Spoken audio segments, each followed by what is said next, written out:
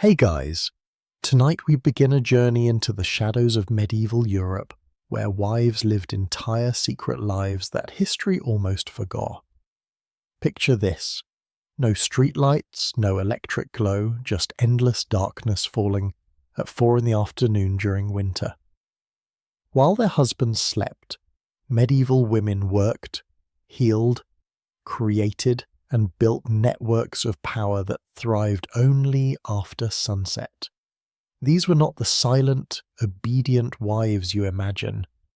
These were the spinners of moonlight, the brewers of dawn, the keepers of life and death.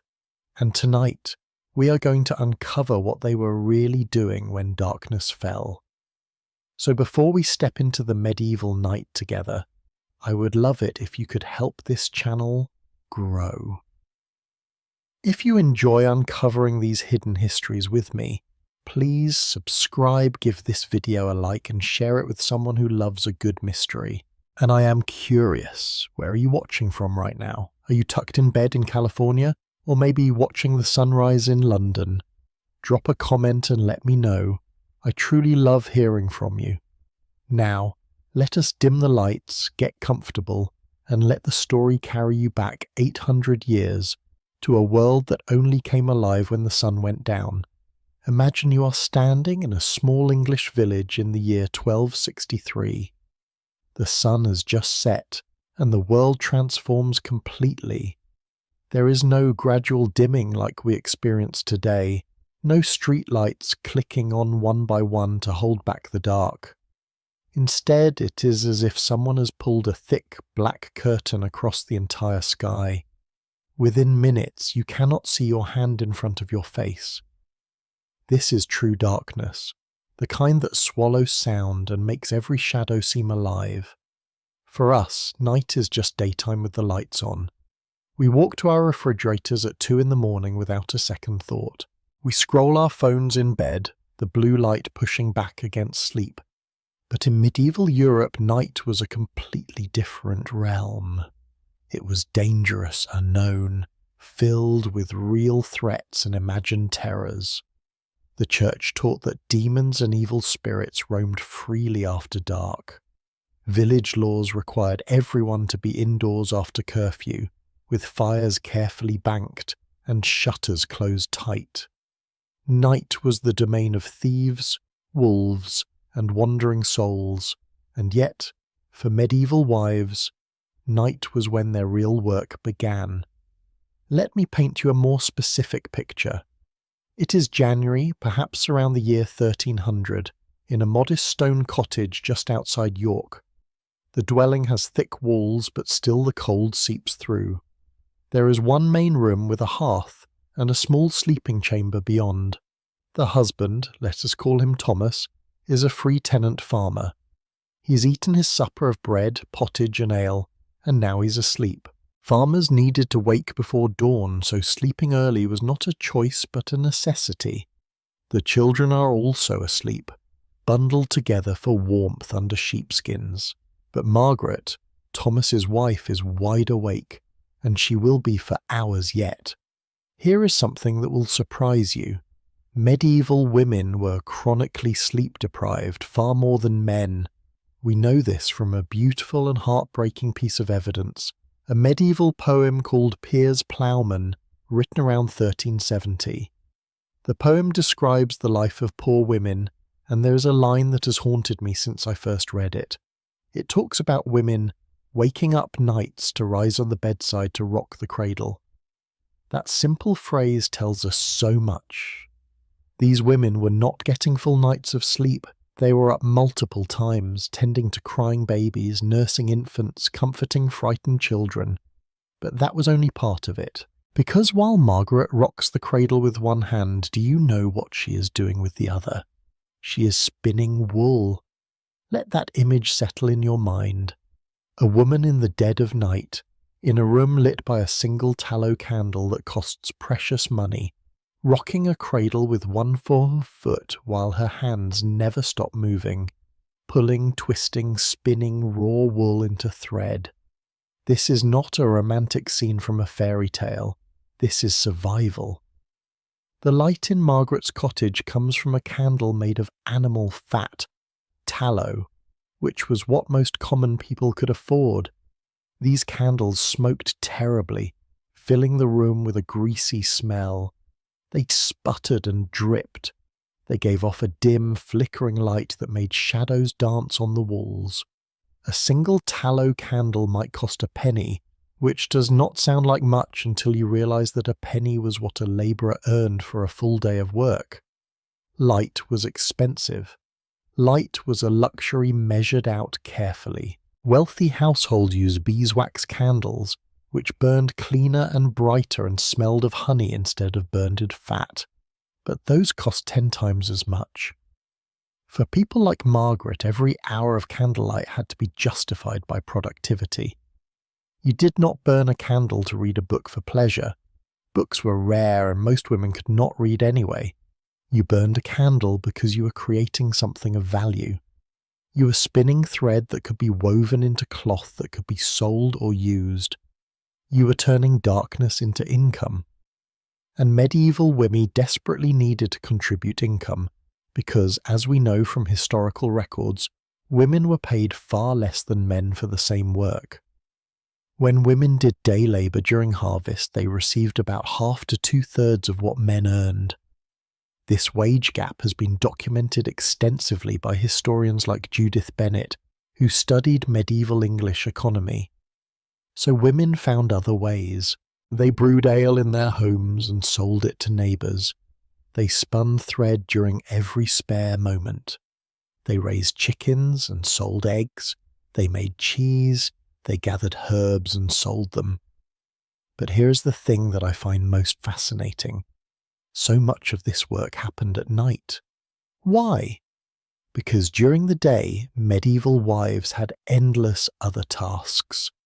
Listen to this from historical records: cooking over an open fire, which meant constantly tending flames and stirring pots, hauling water from the well or stream back and forth because a household needed dozens of gallons per day, washing clothes in cold streams, a brutal task that left hands raw and red, caring for children, obviously, feeding chickens, geese, pigs, tending the kitchen garden where herbs and vegetables grew, making bread, which was not just mixing and baking, but first grinding grain into flour with a handstone, preserving food for winter by salting, drying, smoking, sweeping floors covered in rushes that needed to be changed, emptying chamber pots.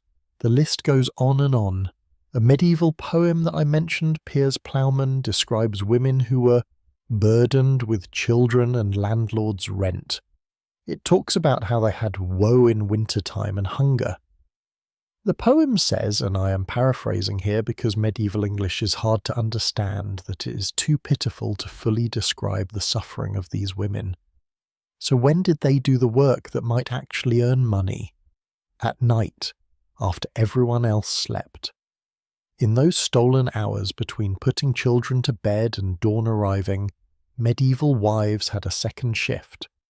And this second shift was how many of them kept their families from complete poverty. Margaret sits by her dying fire with her spindle and distaff, tools we will talk much more about soon. The distaff is essentially a stick that holds the raw wool. The spindle is a weighted stick that spins and twists the fibres into thread. Her hands move in a rhythm she has known since childhood, since her own mother taught her. She does not need to think about it. Pull the fibre, let the spindle drop and spin, wind the new thread. Pull, spin, wind, meditative and endless. Outside she can hear the wind moving through the thatch roof above. Somewhere in the village a dog barks. The night is not silent, but it is quieter than day. There is something about working in this quiet darkness that feels almost sacred. No one is asking her for anything, no one needs her attention. For these few hours her hands belong to herself. But let me be clear, this was not some peaceful meditative choice. This was necessity. This was exhaustion pushed past its breaking point. Medieval women suffered from what we would now recognize as chronic sleep deprivation, and it affected their health terribly. Historians examining skeletal remains from medieval graves have found evidence that women, on average, died younger than men. They had higher rates of malnutrition-related bone damage. They had dental problems from inadequate diet. They had wear patterns on their bones from repetitive grinding labour. And yet they persisted, night after night after night. Now, I want to zoom out for a moment and talk about the bigger picture of medieval night, because understanding why women worked at night means understanding what night meant in this world. In medieval thinking, the world was divided into light and darkness in ways both practical and spiritual. God was light. Christ was often depicted with a golden halo. Churches were built to capture sunlight through stained glass, creating pools of coloured radiance. Daytime was for honest work, for community, for the business of living. Night, on the other hand, was ambiguous. It was when spirits walked, when witches supposedly held their gatherings, when demons tempted the faithful. The church held services called matins and vigils in the middle of the night specifically to combat the darkness with prayer and candlelight. Monks and nuns would rise at 2 or 3 in the morning to sing hymns, believing this pushed back against evil. But for lay people, for ordinary men and women, night was mostly about danger and economics. Laws existed in most medieval towns requiring people to be indoors after dark. These curfew laws, the word literally means cover fire, from the French couvre-feu, required everyone to bank their fires and essentially shut down for the night. Night watchmen walked the streets carrying lanterns, looking for anyone breaking curfew. You could be fined or even jailed for being out after dark without a good reason. So why did women risk it? Why did women like Margaret stay up working when rest was so desperately needed? Because their labour, particularly textile work, was absolutely crucial to the medieval economy in ways we can barely imagine today. Let me give you some numbers that will make this clear. A piece of cloth just 1 yard square, picture something a bit bigger than a large pillowcase, required 1,800 yards of thread. That is just over 1 mile of thread for a single square yard of fabric. Now think about how much fabric a family needed. A simple wool tunic required about 4 yards of fabric. That is 4 miles of thread for a single garment. And that is just one person's basic clothing. A family of 5 would need tunics, undergowns, hose, cloaks, blankets, sheets, napkins, towels. We are talking about dozens of miles of thread that needed to be spun, all by hand, all by women, before any weaving could even begin. And there is more. Thread was currency. In some regions, particularly in Scandinavia and Iceland, woven cloth actually was currency. People paid taxes in cloth. They traded cloth for other goods. A skilled woman who could spin fine, even thread, was contributing real measurable wealth to her household.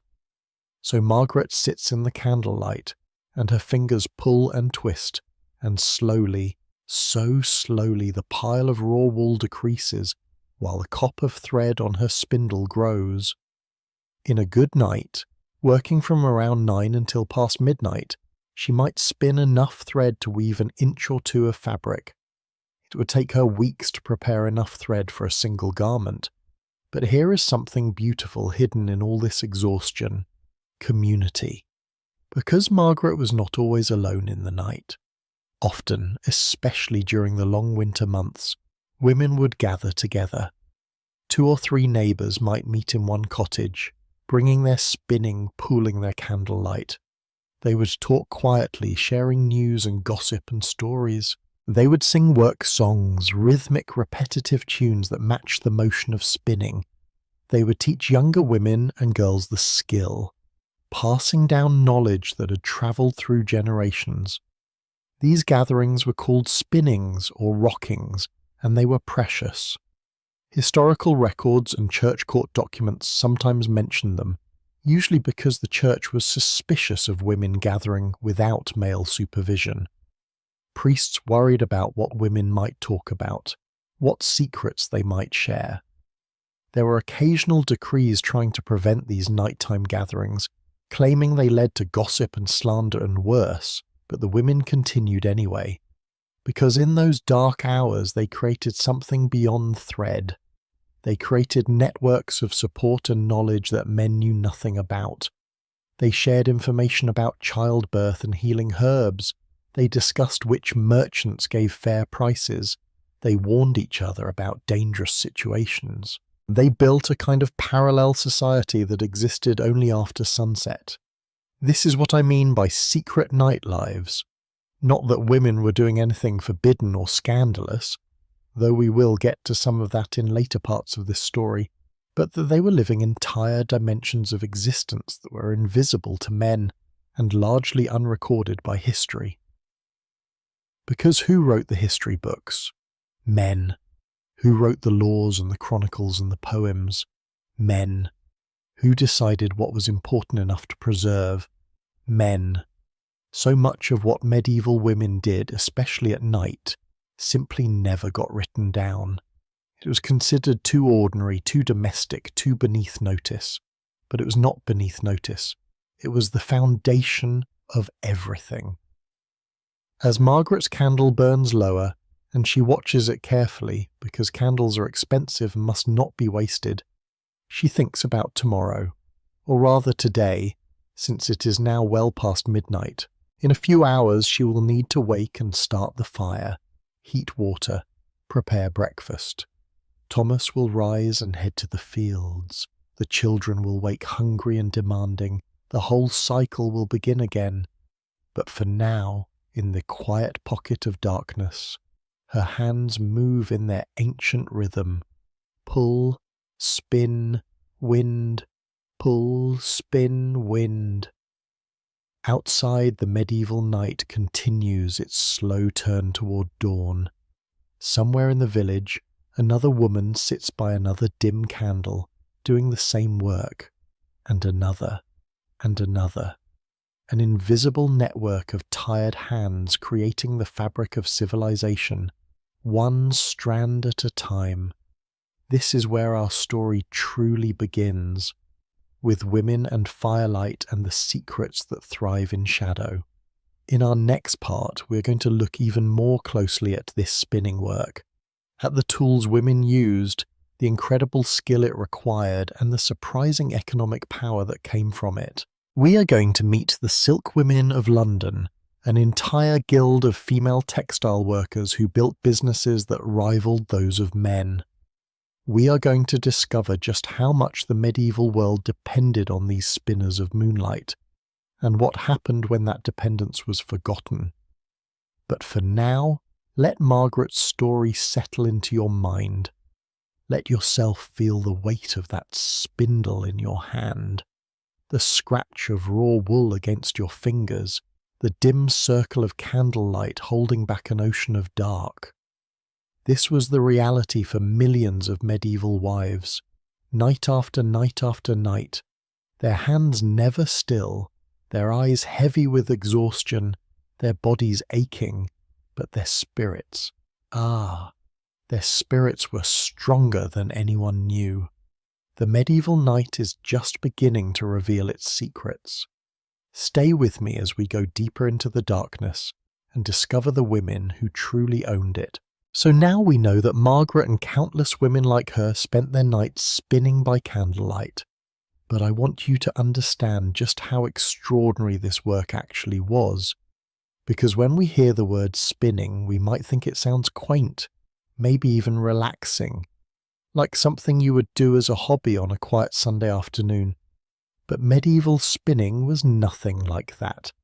It was a highly technical skill that took years to master, required incredible physical stamina, and was quite literally the backbone of the entire European economy. Let me show you what I mean. Hold your hands out in front of you right now. Go ahead. Actually do it. Look at your fingers. Now imagine that those fingers are your most valuable tools. Not a laptop, Not a smartphone, not even a hammer or a plough, just your hands. Because for a medieval woman, her ability to spin fine, even thread, determined her economic survival and her social status. A woman who could spin exceptionally fine thread so thin and strong that it could be woven into high-quality fabric, that woman had power. The tools themselves were deceptively simple. There was the distaff, which was essentially a wooden stick about 3 feet long with a fork or cage at one end. You would load this with prepared wool or flax, your raw material. Women often tucked the distaff under one arm or stuck it in their belt so their hands were free. Then there was the spindle, which looked like a stick with a weight on it called a whirl. The whirl was usually made of stone, clay or wood, and it was carefully balanced because the physics of spinning depended on it. Here is how it worked. You would pull a few fibres from the distaff with one hand, give the spindle a twist with the other to set it spinning like a top, and as it spun, the twist would travel up into the fibres, turning them into thread. When you had a length of thread, you would wind it onto the spindle and start again. Pull, twist, wind, pull, twist, wind. Over and over, thousands of times per day. Now this might sound monotonous, but it required extraordinary skill. The thread had to be even, not thick in some places and thin in others. It had to have the right amount of twist. Too little and it would fall apart, too much and it would kink and tangle. You had to maintain consistent tension. You had to keep the spindle spinning at just the right speed. And you had to do all of this while probably also watching children, or walking to market, or doing half a dozen other tasks, because medieval women were masters of multitasking. There are medieval illustrations, manuscripts painted by monks, that show women spinning in the most unlikely situations. There is one famous image of a woman spinning while riding a horse. Another shows a woman spinning while she walks through a forest. And yes, there is even a cheeky medieval illustration of a woman spinning while in bed with a man. Medieval humour, apparently, was not so different from ours. The joke was that women were never without their distaffs. It became a symbol of womanhood itself. In fact, the word distaff came to mean the female line of a family. You might hear about the distaff side of an inheritance, meaning it came through the mother. And the word spinster, which we now use to mean an unmarried woman, originally just meant a woman who spins, because every woman spun. It was that universal. But here is where it gets really interesting. How much spinning are we actually talking about? I mentioned in the last part that 1 square yard of fabric needed 1,800 yards of thread. Let me break that down further so you can truly appreciate the mathematics of medieval textile work. A historian named Katrine Kania, who was a textile archaeologist, yes, that is a real job, and how amazing is that? She did calculations on medieval spinning. She looked at medium quality wool fabric, nothing fancy, just everyday cloth. This fabric had about 15 threads per centimetre in both the warp, those are the vertical threads on a loom, and the weft, which are the horizontal threads that weave through. That means 1 square centimetre of this ordinary fabric contained 30 centimetres of thread. Now scale that up to 1 metre of fabric, which is about 40 inches wide. To weave just 1 centimetre of length at 1 metre width, you needed 3,000 centimetres of thread. That is 30 metres, and to weave 1 full metre of fabric, you needed 3,000 metres of thread. That is almost 2 miles of thread for just 1 metre of cloth. Are you starting to see the scope of this? A simple woman's dress might require 5 metres of fabric, that is 10 miles of thread. 10 miles! All spun by hand, all created by women sitting in the dim light of tallow candles, fingers moving in that ancient rhythm hour after hour after hour. And medieval people needed a lot of cloth. You might think they just wore the same outfit day after day, but that is not accurate. People had undergarments, outer garments, cloaks, hoods, hose, nightclothes.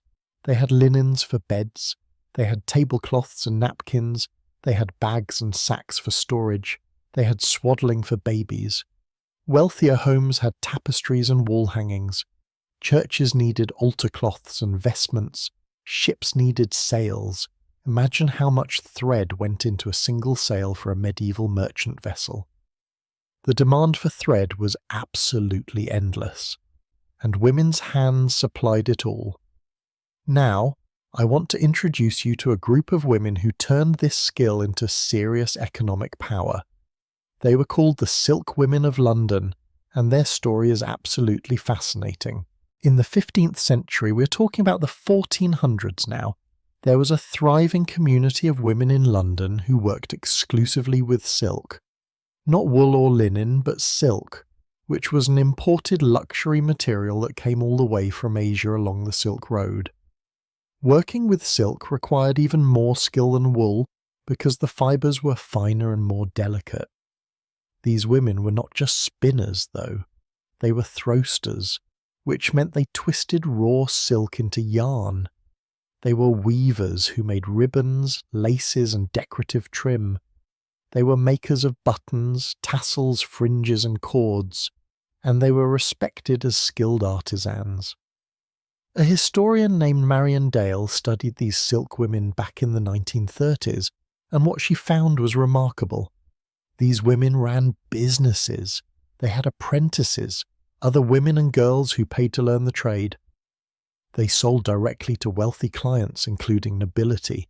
They supplied the royal court with silk goods. Some of them became quite prosperous. They owned property.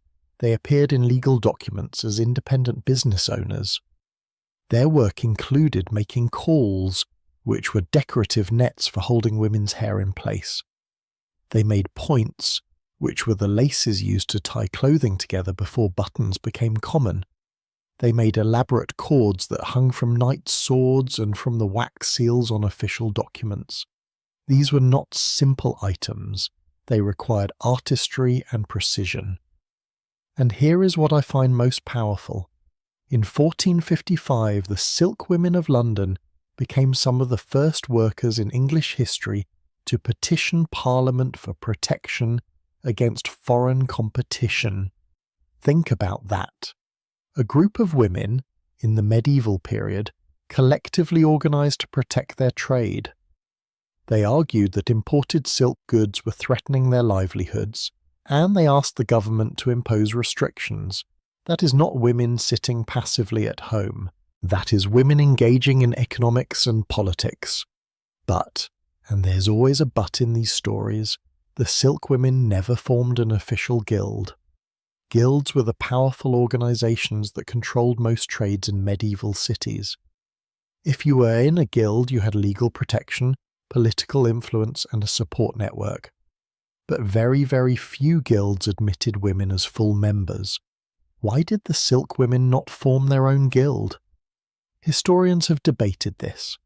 Some think it was because women were conditioned to see themselves as part of families rather than as workers in their own right.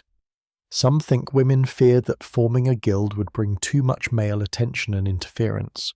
Some think it was simply that the patriarchal society made it nearly impossible for women to organise that way. Whatever the reason, the lack of a guild eventually hurt them.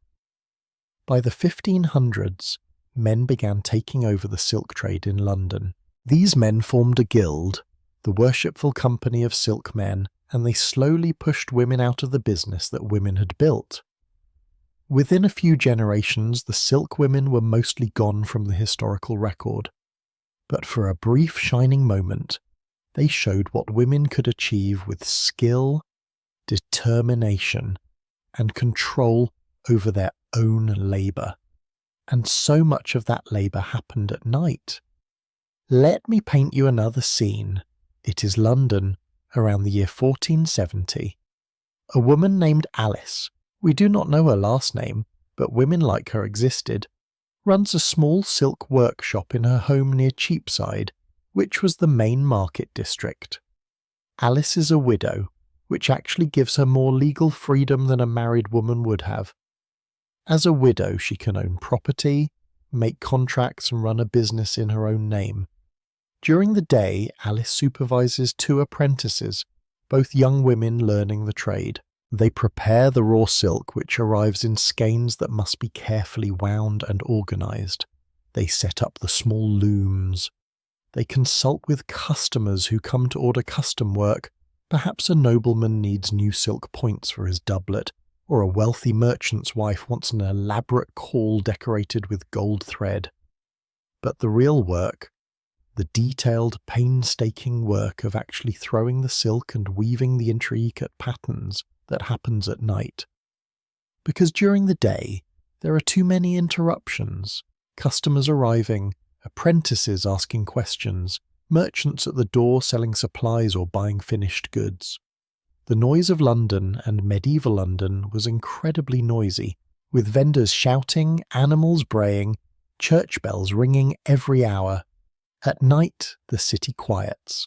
Alice lights her beeswax candles. She can afford these because her work is profitable.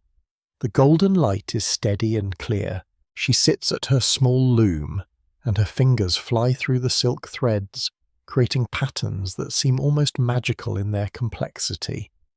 This is when she does her finest work. This is when she creates the pieces that will command the highest prices, and she is not alone in the night. In workshops all over the textile districts of London, in Cheapside, in Cordwainer Street, in the alleys around St. Paul's Cathedral, other women are doing the same. Some are working with silk like Alice, others are working with fine linen. Some are embroidering elaborate designs onto church vestments. Some are making bone lace, a delicate technique that involves dozens of bobbins and a pattern pricked into parchment. They are creating beauty and value in the darkness. And they are doing it because nighttime work allowed them a degree of economic independence that was otherwise almost impossible for medieval women to achieve.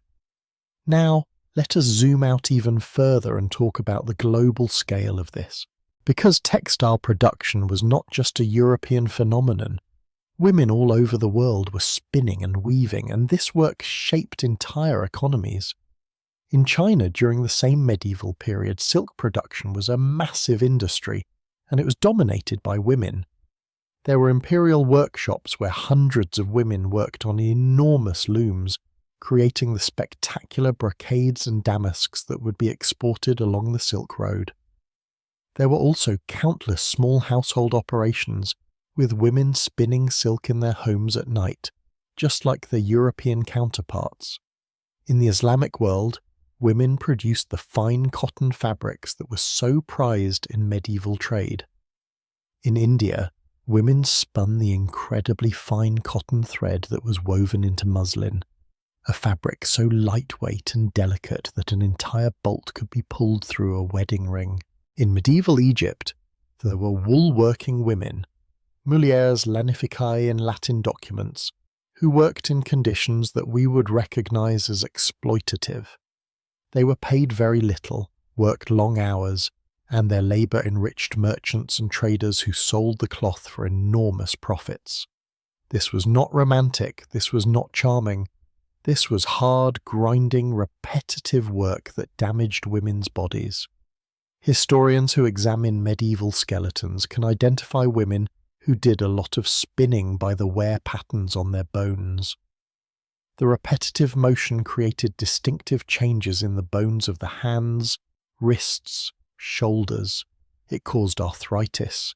It caused vision problems from working in dim light. It caused chronic back pain from hunching over a work. But it was also, and I want to emphasize this, genuinely skilled labour that required some training, practice and expertise.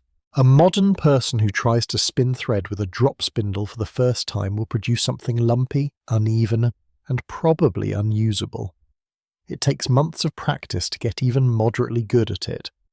Medieval women started learning as young girls, sometimes as young as 5 or 6 years old, and they practiced for years before they could produce truly fine thread. And here is something that might surprise you. The finest spinners could earn respect and even a kind of fame. There are records of noble women specifically requesting thread from certain skilled spinners because the quality was so superior. There are legal documents where women's spinning skill is mentioned as part of their value in marriage negotiations or inheritance disputes. "She spins exceeding fine" was a compliment that could actually matter in a woman's life. Let me share one more detail that I find absolutely enchanting. In medieval art, in the illuminated manuscripts that monks and nuns created, there are hundreds of images of women spinning, and these images are not always serious. Sometimes they are humorous. There is a whole genre of drolleries in the margins of medieval books, which are like little cartoons, and many of them show women with their distaffs.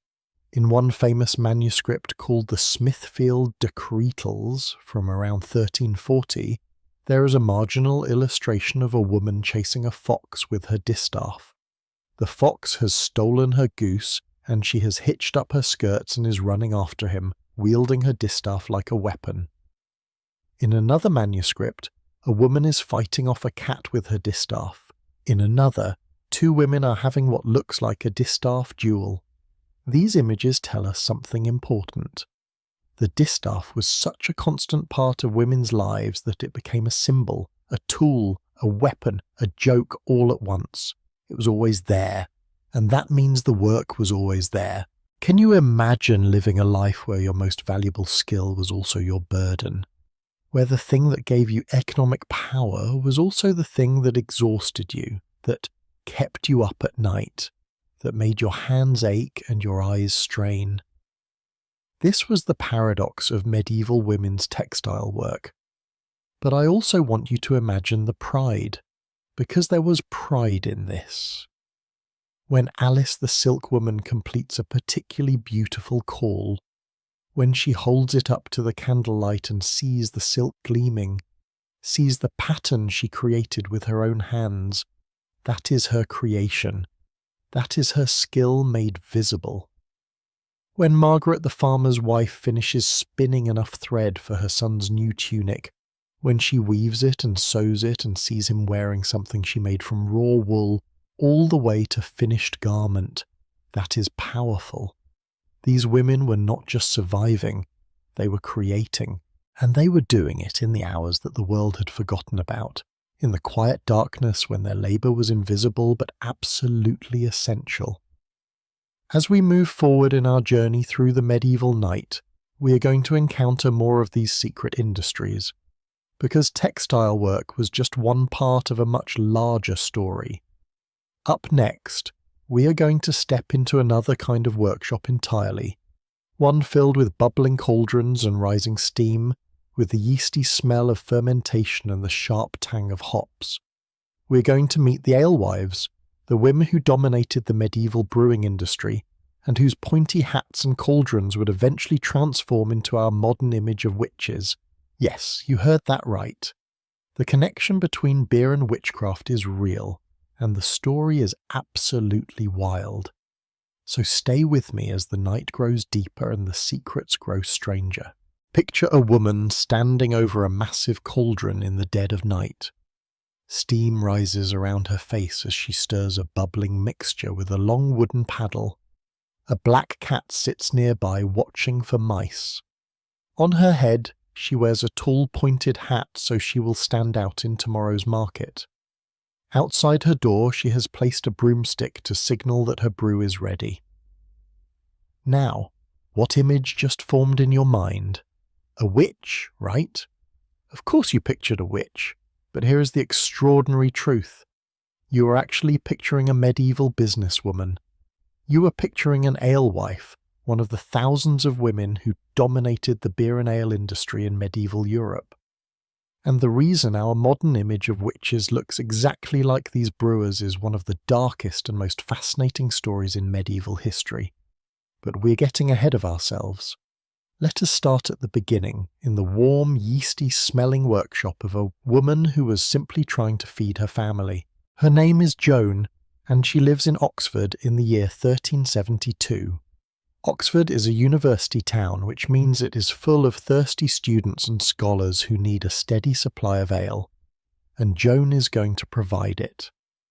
But first, you need to understand something crucial about medieval life. Everyone drank ale, and I mean everyone. Men, women, children, babies, elderly people, sick people, healthy people. Ale was not a luxury or a vice, it was a necessity. Do you want to know why? Water was dangerous.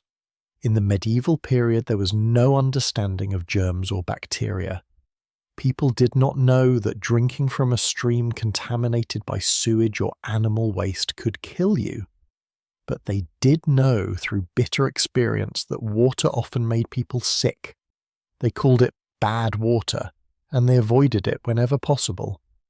Ale, on the other hand, was safe.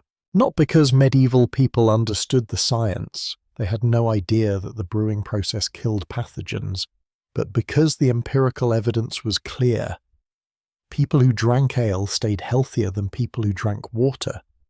So ale was consumed at every meal. A typical worker might drink several gallons per week. Children drank a weaker version. Even breakfast included ale. It was hydration, nutrition, and calories all in one. The alcohol content was low, usually around 2 to 3%, just enough to preserve it, but not enough to get people drunk in the middle of the workday. And who made all this ale? Women. Almost exclusively women. Let me give you some numbers that will make this clear. In the year 1577, there was one alehouse for every 142 inhabitants in the average English town. That is an enormous number of alehouses, and the vast majority of them were run by women working out of their own homes. These women were called alewives or brewsters, and brewing was considered so completely a female occupation that some medieval laws and regulations literally refer to it as if no men were involved at all. Why was brewing women's work? Because it was seen as an extension of feeding the family. Women cooked, women baked, women preserved food, so naturally women brewed the household ale. But what started as a domestic duty became a commercial opportunity. Because if you are already brewing several gallons of ale for your own family, why not brew a bit extra and sell it to your neighbours? Why not brew a lot extra and turn it into a real income? And that is exactly what happened. Joan starts her brewing process in the late afternoon, because ale takes many hours to make, and much of that time requires constant attention. She cannot just walk away and do other things. This is skilled, demanding work. Let me walk you through the process so you can appreciate what is involved. First, Joan needs malted barley. Malting is a whole separate process where barley grains are soaked in water until they begin to sprout, then dried in a kiln. This converts the starches in the grain into sugars that can be fermented. Joan probably buys her malt from a professional maltster, though some women did their own malting. She measures out the malt and grinds it into a coarse powder. Then she heats water, and we're talking about heating many gallons of water over an open fire, which is not a small task. When the water reaches the right temperature, she pours it over the ground malt in a large vessel and stirs it thoroughly. This mixture, called the mash, needs to sit for several hours while the hot water extracts the sugars from the grain. Then comes the hard part. Joan needs to separate the liquid, now called wort, from the spent grain. She does this by draining the liquid through a filter, often just a basket lined with straw. This requires care and patience. Then she rinses the grain with more hot water to extract every bit of sugar. She cannot afford to waste anything. Now the wort goes into a big brewing kettle, her cauldron, and she brings it to a boil. And this is where Joan will spend most of her night, because the wort needs to boil for anywhere from 1 to 3 hours, and it must be stirred regularly to prevent scorching. The fire must be fed constantly to maintain the boil. Steam fills the room, making it hot and humid even on a cold night. The smell is rich and grainy, almost bread-like. This is also when Joan adds her flavourings. In 1372, Hops have not yet become standard in England. That will come later. Instead, Joan uses a mixture of herbs and spices called Groot. Her particular recipe, passed down from her mother, includes yarrow, mugwort, heather, and a touch of bog myrtle. Other brewers use different combinations. Some add rosemary or sage, others prefer fennel or thyme. These herbs do more than add flavour. Many of them have mild preservative qualities, and some are believed to have medicinal properties. After the boil, Joan needs to cool the wort as quickly as possible. This is crucial because the next step is fermentation, and fermentation requires the right temperature. Too hot, and the yeast will die. She ladles the hot wort into shallow vessels where it can cool faster, spreading them around the room. This is risky because contamination can ruin the batch, but Joan is experienced. She knows to keep everything as clean as possible.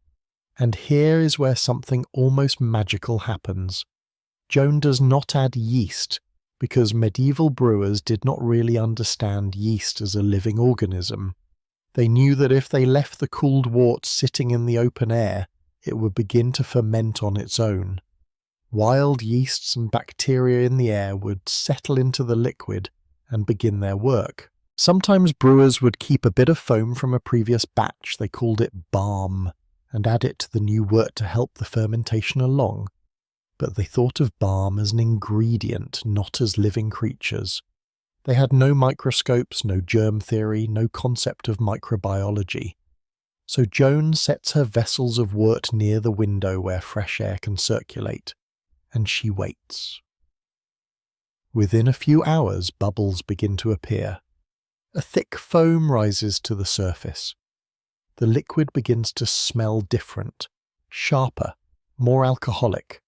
The yeasts are eating the sugars and producing alcohol and carbon dioxide. It looks like the liquid is alive, breathing, moving on its own.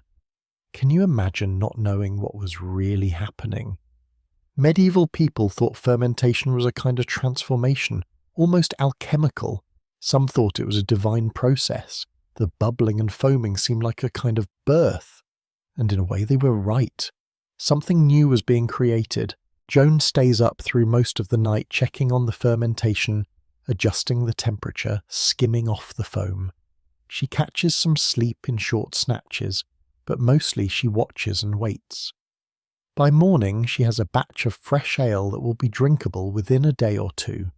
It will only stay good for about a week. Medieval ale went sour quickly because it was not heavily hopped like modern beer, so she needs to sell it fast. This is where the tall pointed hat comes in. When Joan goes to the market, she wears a distinctive tall hat so customers can spot her easily in the crowd. This is practical advertising. The hat says, "I am a brewer. I have ale for sale." Other alewives do the same. It is a professional uniform. And the broomstick? When a batch of ale is ready, Joan places a broomstick or a bundle of branches outside her door. This is a signal to neighbours and passers-by, fresh ale available here. It is like hanging an open sign. People know to look for it. The cat is there for a very practical reason. Mice and rats are attracted to the grain stores that every brewer keeps on hand. Cats keep the rodents away, protecting the valuable ingredients. So there you have it. Pointed hat, cauldron, broomstick, cat. Not a witch, just businesswoman in medieval England. But Joan and women like her were remarkably successful. In Oxford specifically, and we have excellent records from Oxford because of the university, there were numerous alewives operating throughout the 14th and 15th centuries. One woman named Maud London appears in the records repeatedly as a prominent brewer. The documents show that she was unmarried, which gave her more legal freedom to run her business. She paid taxes as an independent operator. She was, by medieval standards, a career woman. And Oxford was not unique. Every town, every village had its alewives. In cities, the business could be quite profitable. Records show that some brewers paid substantial guild fees, indicating they were running large-scale operations. A successful alewife might employ helpers, might brew multiple batches per week, might supply several alehouses, or even sell to the university colleges. For married women, brewing provided crucial supplemental income. Remember, we talked about the gender wage gap in medieval labour. When a woman worked in the fields at harvest, she earned half to 2/3 of what a man earned for the same work. But brewing was different. Brewing was a skilled trade that women controlled, and they could charge fair prices for their product. A woman who brewed good ale had economic power. For widows, brewing could mean the difference between poverty and survival. A widow who knew how to brew could support herself and her children without needing to remarry or rely on male relatives. She could maintain independence in a society that offered women very few paths to independence. But then something dark began to happen.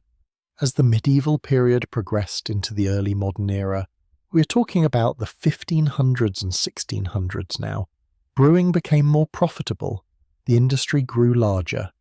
Professional breweries started to appear, run by men with capital to invest in bigger equipment and larger production, and these men looked at the alewives and saw competition. Suddenly, the very things that had been normal and practical about brewing became suspicious. Why did these women work at night, alone, stirring bubbling cauldrons? What were they really putting in those brews? Those herbs they used for flavouring, were those not the same herbs that wise women used for medicine and magic? And why did they have so much knowledge about plants and fermentation and transformation? Was that not suspiciously close to witchcraft? The accusations started slowly. A historian named Judith Bennett, who wrote an important book called Ale, Beer and Brewsters in England, analysed how the medieval people talked about alewives. She found that as early as the 1400s, there were complaints and suspicions. Alewives were accused of cheating customers, of watering down their ale, of using false measures. And here is the insidious part. These accusations always had a gendered element. The assumption was that women were naturally more deceptive. As daughters of Eve, were women not inherently sinful and tricky? So of course an alewife might cheat you. Bennett writes, and this is a direct quote from her research, for medieval people it was easy to link these deceptions with women. Were not women, as daughters of Eve, naturally more deceptive and wicked than men? By such logic, any alewife, no matter how friendly and open, was suspected of being a secret swindler. But it got worse, much worse.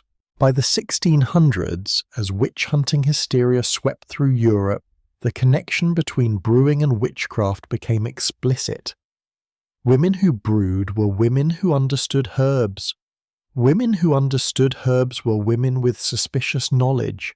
Women with suspicious knowledge were potentially witches. The church joined in. There are medieval wall paintings in churches that show alewives in hell, being tormented by demons. Some church teachings actually claim that alewives would be among the last souls remaining in hell after everyone else was saved, because their sin of profiting from making people drunk was so terrible. Let that sink in for a moment. Women who were doing essential work, providing a necessary beverage for their communities, being paid for their skilled labour, they were depicted as hell-bound sinners because they were women, because they were independent, because they made money. And the imagery that had been perfectly innocent, the hat, the cauldron, the cat, the broomstick, became the imagery of evil witchcraft. When witch hunters and propagandists wanted to depict a witch, they drew on the familiar image of the alewife. It was right there, ready-made. There is even a specific example that survived to this day. Mother Louse was a real alewife who lived in Oxfordshire in the 1600s. There is an illustration of her that shows her with her tall pointed hat, her cauldron, and her cat. Today, if you showed that picture to anyone, they would immediately say it is a witch, but it was just a woman trying to make a living. The male brewers who wanted to take over the industry benefited from this suspicion. They formed official guilds that excluded women. They pushed for regulations that made it harder for small home-based brewers to operate. They spread the rumours and fed the fear, and gradually women were forced out of the trade they had dominated for centuries. By the 1600s, brewing in England was becoming a male profession. The few women who remained were either working for male brewers or operating on such a small scale that they barely scraped by. The big money, the official recognition, the guild protections, all went to men. And what happened to the knowledge, the recipes, the skills that women like Joan and Maud London had perfected over generations? Much of it was simply lost. Or it was claimed by men who said they had invented these techniques themselves. This is one of the great tragedies of medieval women's history. Over and over, we see the same pattern. Women create something valuable, men want to control it. Women are pushed out through a combination of legal restrictions and social prejudice, and then history forgets that women were ever involved at all. But I want you to remember Joan tonight standing over her cauldron in the small hours of the morning, stirring her ale with practised hands. I want you to remember Maud London, running her business in Oxford, paying her taxes, making her own way. I want you to remember the thousands of unnamed alewives who kept medieval England hydrated and healthy, one batch at a time. They were not witches, they were brewers, they were businesswomen, they were skilled artisans, and the fact that their tools and their image were twisted into symbols of evil tells us far more about the people who did the twisting than about the women themselves. As the night grows deeper still, we are going to turn to another group of women whose knowledge made them both invaluable and dangerous. We are going to enter the world of the herb women, the healers, the midwives, the wise women who understood plants and bodies in ways that seemed almost magical. Because when you hold the power of life and death in your hands, when you know which leaf will stop a fever and which root will ease childbirth, you hold a kind of knowledge that makes people both grateful and afraid. And fear, as we've already seen, can be a very dangerous thing for women. So let us step carefully into the gardens and the still rooms where medieval medicine was made, where healing happened in whispers, where women guarded secrets that could save lives or end them. There is a garden growing in the darkness, and it holds the power of life and death. It is past midnight in the year 1298, somewhere in the English countryside near Salisbury. Most of the village sleeps, but Eleanor is awake, moving quietly through her herb garden by the light of a waning moon. She carries no lantern, she does not need one. She has walked this garden path so many times that her feet know every stone, every root, every turn, and tonight she has come to harvest. Eleanor is what her neighbours call a wise woman, though that term carries both respect and unease. She is the person they come to when a child burns with fever, when a wound festers and will not heal, when a pregnancy threatens to go terribly wrong. She is the keeper of knowledge that seems almost magical, but is actually something more remarkable. It is generations of careful observation, passed from mother to daughter to granddaughter, refined through centuries of trial and error. And much of her most important work happens at night. You might wonder why. Why harvest herbs in darkness? Why mix remedies by candlelight when daylight would make the work easier and safer? The answers are both practical and deeply rooted in medieval belief. Let me explain both, because understanding this will help you see just how complex and sophisticated these women's knowledge truly was. First, the practical reasons. During the day, Eleanor has other work to do. She is not a professional healer in the way we would understand it today. There are no medical licenses, no clinic, no regular office hours. She is a farmer's wife who happens to have inherited extensive herbal knowledge from her mother. During daylight, she is cooking, cleaning, tending animals, working in the fields during harvest. Her healing work fits into the margins of her life, in the spaces between other obligations, and those spaces are often at night. But there is more to it than that. Medieval people believed, and they were not entirely wrong, that some herbs were more potent when harvested at specific times. Many of these beliefs have some basis in fact that modern science has confirmed. For example, the essential oil content in some plants is higher in the early morning before the sun has been beating down on them. The belief that some herbs should be harvested by moonlight rather than sunlight turns out to have some truth to it. Eleanor reaches for a stand of mugwort, its silvery leaves catching the moonlight. Mugwort is one of her most valued herbs, sometimes called the mother of herbs in medieval poetry.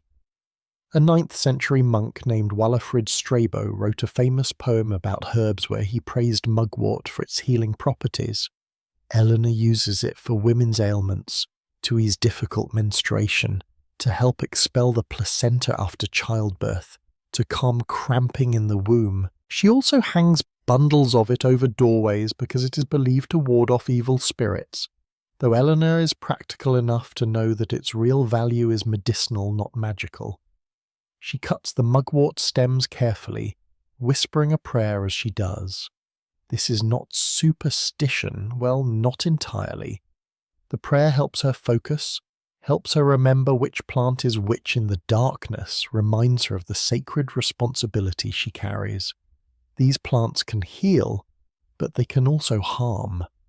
The difference between medicine and poison is often just a matter of dose. Next, she harvests pennyroyal, a member of the mint family with a strong, sharp scent. This is a powerful herb, and Eleanor handles it with respect that borders on fear. Pennyroyal can bring on delayed menstruation. It can help with stomach cramps and colds, but in larger doses, it can cause a woman to miscarry. Eleanor knows this. Every wise woman knows this, and they face a terrible moral complexity. When a woman comes to them desperate, already with 6 children and a husband who beats her when he's drunk, already half starved because there is never enough food, pregnant again and terrified. What do you do? The church says all abortion is murder, a mortal sin, but Eleanor has held sobbing women in her arms, has seen children with bellies swollen from hunger, has watched women die in childbirth for the 8th or 9th time. The world is not as simple as the priests make it sound from their pulpits, so she harvests the pennyroyal and she keeps her knowledge close, and when women come to her with certain questions, she speaks very carefully. She might say that pennyroyal is good for bringing on the flowers, which is how medieval people referred to menstruation. She might mention that it should not be taken by pregnant women because it is too strong. She might give just enough information and let the woman make her own decision. This is dangerous knowledge. This is the kind of knowledge that in a few centuries will get women accused of witchcraft and burned.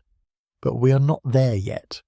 Tonight, Eleanor is still safe, still respected. She moves deeper into her garden.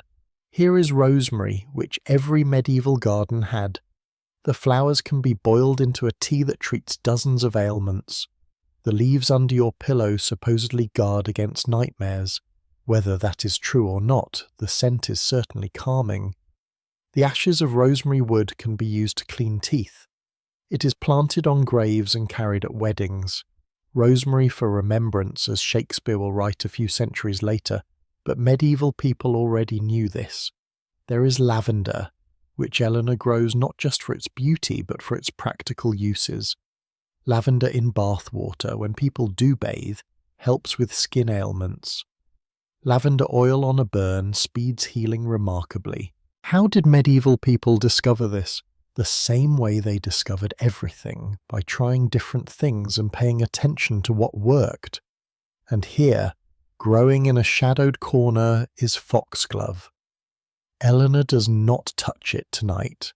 Foxglove is dangerous. She knows it can slow a racing heart, can help with certain kinds of illness, but the margin between helping and killing is razor thin. Only the most experienced healers work with foxglove, and even then, with great caution. It will not be until the 18th century that doctors isolate the active compound, digitalis, and understand how it works. But Eleanor already knows it works. She just does not know why. Do you see the sophistication here? These women were empirical scientists. They did not have laboratories or controlled studies, but they had observation, experimentation, and careful record-keeping passed down through oral tradition. They knew which herbs worked for which ailments.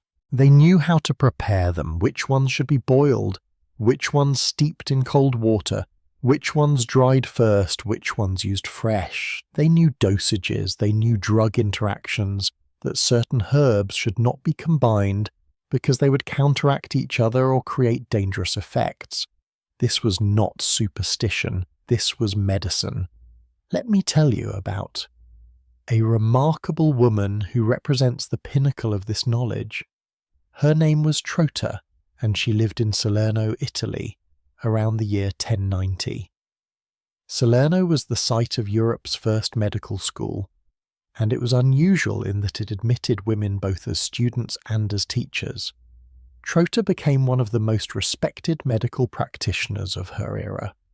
She wrote, or possibly compiled from earlier sources, a text called On Treatments for Women, which became part of a larger compendium known as the Trotula. This was a comprehensive guide to women's medicine, covering everything from conception to childbirth to menopause. It discussed menstrual problems, infertility, difficult labour, postpartum complications. It recommended specific herbs and treatments, many of which actually worked. What is remarkable about the Trotula is that it took women's pain seriously. It advocated for pain relief during childbirth, which was actually controversial.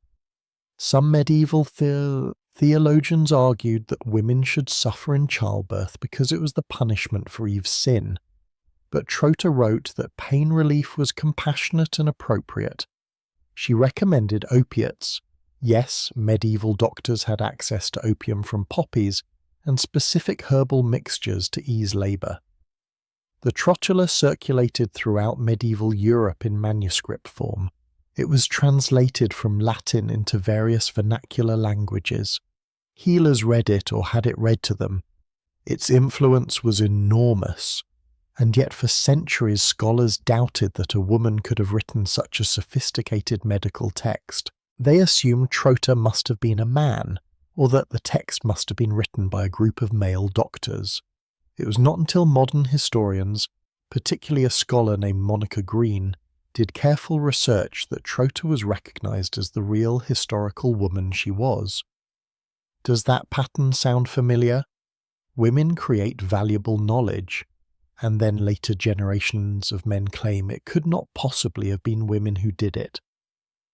But back to Eleanor in her midnight garden. She has filled her basket with herbs, and now she returns to her cottage. Inside, by candlelight, she begins the work of preparation. Some herbs need to be hung to dry. She suspends them from the ceiling beams in bunches. Some need to be used fresh.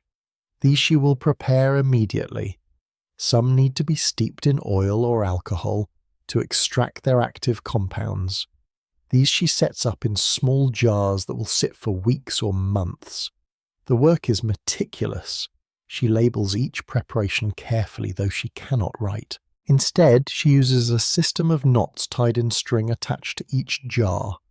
3 knots means one thing, 4 knots means another. Or she makes small marks in the wax seal. She has her own code learned from her mother, who learned from her mother. Imagine keeping an entire pharmacopoeia in your head. Imagine knowing hundreds of plants by sight, smell and touch, knowing their uses, their preparations, their dosages, their dangers, knowing which ones work best in combination, knowing which symptoms indicate which illness, knowing when to act and when to wait. All of this knowledge memorized because you cannot write it down, or you can write but books are too expensive, so you must carry it all in your mind and your hands. Eleanor is not the only one doing this work tonight. In villages and towns all across medieval Europe, Women are engaged in similar tasks. There are differences based on region and what plants grow locally. A healer in Spain might use different herbs than one in Germany. A woman in coastal Cornwall might incorporate seaweed into her remedies, while a mountain woman in Switzerland uses alpine plants that Eleanor has never seen. But the pattern is the same. Women holding knowledge. Women doing careful work in the margins of the night. Women keeping their communities alive. And it was not just herbs. These wise women knew bone setting, how to realign a broken bone and splint it so it would heal straight. They knew wound care, how to clean a cut, which salves prevented infection, how to recognize when flesh was going bad and needed to be cut away. They knew childbirth, and we will talk much more about that in our next part. But they also knew general nursing, how to bring down a fever, how to encourage someone to eat when they were sick, how to make a patient comfortable when nothing more could be done. There is a medieval medical text from England called Bald's Leech Book, written in Old English around the year 900. It contains hundreds of remedies for various ailments. Many of them are herbal preparations, and while the book was probably compiled by a male doctor named Bald, we can be fairly certain that much of the knowledge it contains originally came from women, because women were the ones at the bedside. Women were the ones washing wounds and applying salves and making healing broths. The medical establishment, male doctors trained at universities, often dismissed this women's knowledge as inferior or superstitious. But here is an interesting fact. When researchers today actually test some of these medieval remedies, they find that a surprising number of them work. There was a recent study where scientists recreated a medieval recipe from Bald's Leech Book, a mixture of garlic, wine and bile salts that was supposed to treat eye infections. They made it exactly according to the 900-year-old instructions, and you know what? It killed antibiotic-resistant staph bacteria. It actually worked. Medieval women were onto something.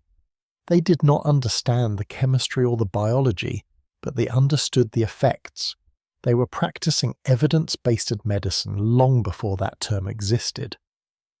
Now, I need to talk about the darker side of this knowledge, because it is important for understanding what happened to these women later. The same knowledge that could heal could also harm. A woman who knew which herbs would ease pain also knew which herbs would cause it. A woman who knew how to help a difficult childbirth also knew, at least in theory, how to prevent a birth or end a pregnancy. A woman who knew how to make people better also knew how to make people worse. This made them valuable. It also made them dangerous. There are documented cases from medieval court records of women being accused of poisoning. Some of these accusations were certainly true. Poison was actually used in medieval murders, and women had access to poisonous plants. But many accusations were probably false, stemming from suspicion of women who had too much knowledge, too much power. If a woman made a healing tea and the patient recovered, she was a wise woman, a blessing to the community. If a woman made a healing tea and the patient died anyway, as patients sometimes did despite the best care, she might be accused of murder or witchcraft. The line between healer and poisoner was terrifyingly thin, and it was not always in the woman's control which side of that line people decided she was on. Eleanor knows this risk. Every wise woman knows it, so they are careful. They cultivate relationships with priests when possible, to have the protection of the church. They treat people in front of witnesses. They pray over their remedies, mixing Christian prayer with herbal knowledge, blurring the line between medicine and faith. They never claim their power comes from themselves, always from God, always from the saints. This is both genuine belief and protective strategy. As Eleanor finishes her preparations and banks her fire for what remains of the night, she might pause and say a prayer. Maybe to Saint Hildegard of Bingen, that remarkable 12th century nun who wrote extensively about herbs and healing. Hildegard was a mystic, an abbess, a composer, a writer, and a medical practitioner. Her book Physica described hundreds of plants and their medicinal uses. She even wrote about hops in beer. She was one of the first people to recommend using hops for their healing, bittering, and preserving properties. Hildegard was safe from accusations because she was a nun, because she framed her knowledge as divine revelation. But her knowledge was the same knowledge that Eleanor and thousands of other women held. The night is finally giving way to the earliest hint of dawn. Eleanor allows herself a few hours of sleep, knowing that in the morning someone will probably knock on her door. Someone's child will have a cough that will not go away. Someone will have burned themselves at the fire. Someone will have eaten something that disagreed with them. And Eleanor will open her stores of carefully prepared herbs, will mix the appropriate remedy, will give instructions for its use. She will accept payment, perhaps a chick, perhaps a few eggs, perhaps just a promise of help at harvest time. She will send the person away feeling better, feeling cared for, and she will never write down what she did. She will never receive credit or recognition beyond her small community. History will not remember her name, but the healing will be real, the knowledge will be real, and it will pass to the next generation of women who will guard it and use it and add to it, right up until the moment when that knowledge becomes too dangerous to hold, when wise women become witches in the popular imagination, when healing becomes heresy. We are not there yet in 1298, but the shadows are gathering. In just a moment, we are going to step into the most sacred and secret space of all in medieval women's lives, the birthing chamber. This is where women's knowledge and power reached its absolute peak, where men were forbidden to enter, where life and death hung in the balance with every breath. This is where the wise women became midwives, where their skills were tested to the uttermost, where the bonds between women were forged in blood and pain and triumph. So take a breath, steady yourself, and prepare to enter a realm that was truly women's domain, hidden from history but absolutely central to the survival of the medieval world. Listen, do you hear that sound in the distance? It is the middle of the night in the year 1315, in a village somewhere in Kent, and a woman's cry cuts through the darkness. Not a scream of terror, but a sound of effort, of work, of a body doing what bodies have done since the beginning of human existence. A baby is coming, and in medieval England that means the men must leave. I want you to imagine something that will probably surprise you. There is a law documented in Belgium in the 1500s, but reflecting practices that were common throughout medieval Europe. The law states that a man named Hen van den Dam was fined 15 livres, a substantial sum, for hiding behind a staircase to eavesdrop on his own wife while she was in labour. The official record says, "Which thing doth not befit a man?" He was fined for trying to hear what was happening during his wife's childbirth. Let that settle in your mind. A husband could not even listen to his wife giving birth. Because the birthing chamber was women's space, absolutely and completely. It was one of the few places in medieval society where women held total authority and men had no power at all. Tonight, we are going to enter that sacred space. We are going to witness what happened in those candlelit rooms where women gathered around other women, where knowledge passed from experienced hands to younger ones, where life emerged from darkness into light, and where death was always waiting just outside the door. The woman in labour is named Catherine. She is 24 years old and this is her third child. Her first birth went well. Her second child died 3 days after birth, though Catherine survived. Tonight she is frightened but also determined. She sent word to the midwife hours ago, as soon as her pains began coming regularly. The midwife is a woman named Marjorie, aged perhaps 50, though exact ages are hard to determine in an era without consistent birth records. Marjorie has attended more than 200 births in her lifetime. She learned the craft from her mother, who learned from her mother, stretching back through generations.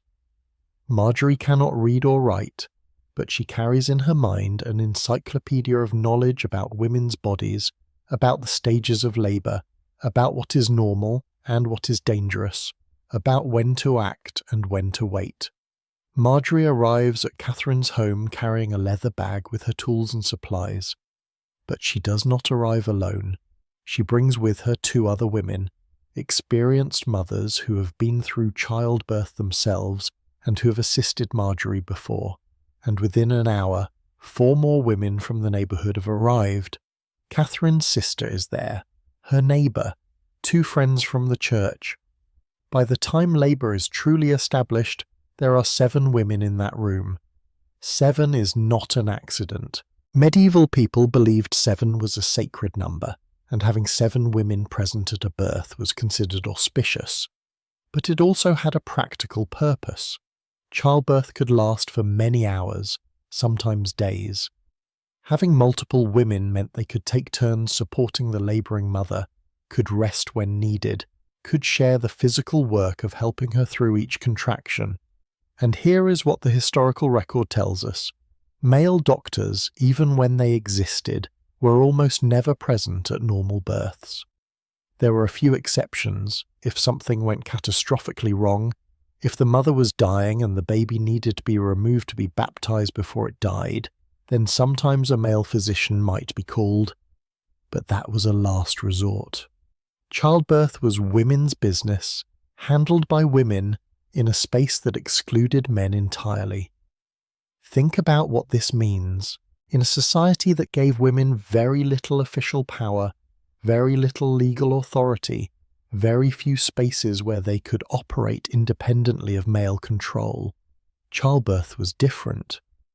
In that room, women were the experts. Women made the decisions. Women held the knowledge. A king's wife and a peasant's wife were both attended by midwives, both surrounded by other women, both in a space where male authority stopped at the door. Catherine's labour intensifies as the night wears on. She walks around the room, supported on either side by women who murmur encouragement. Medieval midwives knew that walking and movement could help labour progress. They knew different positions for birthing. Some women gave birth on birthing stools, which were U-shaped chairs that allowed the woman to squat while being supported. Some gave birth kneeling, held from behind by another woman. Some gave birth standing, gripping a rope suspended from the ceiling beam. The idea of lying flat on your back, which became standard in later centuries, was actually rare in medieval births. Gravity was understood to be helpful, even if they did not use that word. Marjorie checks Catherine's progress periodically, using her hands with a gentle expertise born of decades of experience. She feels the position of the baby, estimates how much longer labour will take. Medieval midwives could not see inside the womb, obviously, but they developed remarkable skill at understanding what was happening through touch alone. The room is warm, almost stifling. A fire burns in the hearth, not just for warmth, but because medieval people believed that heat helped labour progress. They were not entirely wrong. Warmth does help muscles relax. The windows are shuttered tightly. Privacy was paramount. What happened in the birthing chamber stayed in the birthing chamber. And what happened there was more than just the physical process of birth. The women pray together. They recite specific prayers that have been used for generations. They invoke female saints, particularly Saint Margaret of Antioch, who was the patron saint of childbirth. According to legend, Saint Margaret was swallowed by a dragon and then burst forth from its belly unharmed. Can you see the symbolism? The baby emerging from the womb like the saint emerging from the dragon. Medieval people loved these parallel meanings. They also use objects believed to have protective power. Catherine wears a birthing girdle, which is a long strip of parchment or cloth covered with prayers and images. This girdle might be 3 meters long, about 10 feet, and it would be wrapped around her body, positioned over her womb. Recent scientific analysis of surviving birthing girdles has found something remarkable: traces of honey, milk, and other organic materials. These girdles were actually used, not just decorative. Women handled them, held them, trusted them. One birthing girdle that survived, it is now in the Wellcome collection in London, has fingerprints embedded in it. Think about that. Fingerprints from women who held this object during their most vulnerable moments, more than 500 years ago. Women whose names we will never know, whose faces we will never see, but whose fear and hope and determination left literal marks that we can still see today. Catherine also has an eagle stone, suspended around her neck. This is a hollow stone that contains smaller stones inside, so it rattles when you shake it. Medieval people believed that just as the small stones were contained within the larger stone, the baby was contained within the mother. Wearing the eagle stone would help the baby emerge safely. Does it sound superstitious? Absolutely. Did it work? Probably not in any physical sense. But did it help Catherine feel less afraid? Did it give her something to focus on, something to believe in? Almost certainly yes. And here is something that modern medicine is finally beginning to understand. The psychological state of a labouring woman actually affects the physical process of birth. Fear and stress can slow labour, can make contractions less effective, can even stop labour entirely. Anything that helped a medieval woman feel calmer, safer, more supported, even if it was just a prayer or an amulet, potentially had real medical value. But the medieval midwife's toolkit was not all prayers and sacred objects. They also had practical interventions. Marjorie has brought specific herbs with her.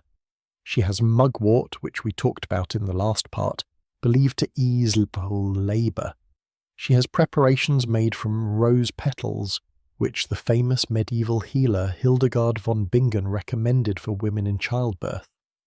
She has strong wine mixed with certain herbs that can dull pain if the labour becomes too intense. And yes, medieval midwives had access to serious pain medication. Opium poppies grew in Europe. Midwives could make preparations from poppy seeds and juice that would genuinely reduce pain. There were also mixtures called dwale, a sleep draught made from opium, hemlock, henbane and wine that could put someone into a deep sleep. This was dangerous because the dosage was unpredictable and you could easily kill someone. But in desperate situations, when labour had gone on for days and the mother was exhausted beyond endurance, sometimes it was used.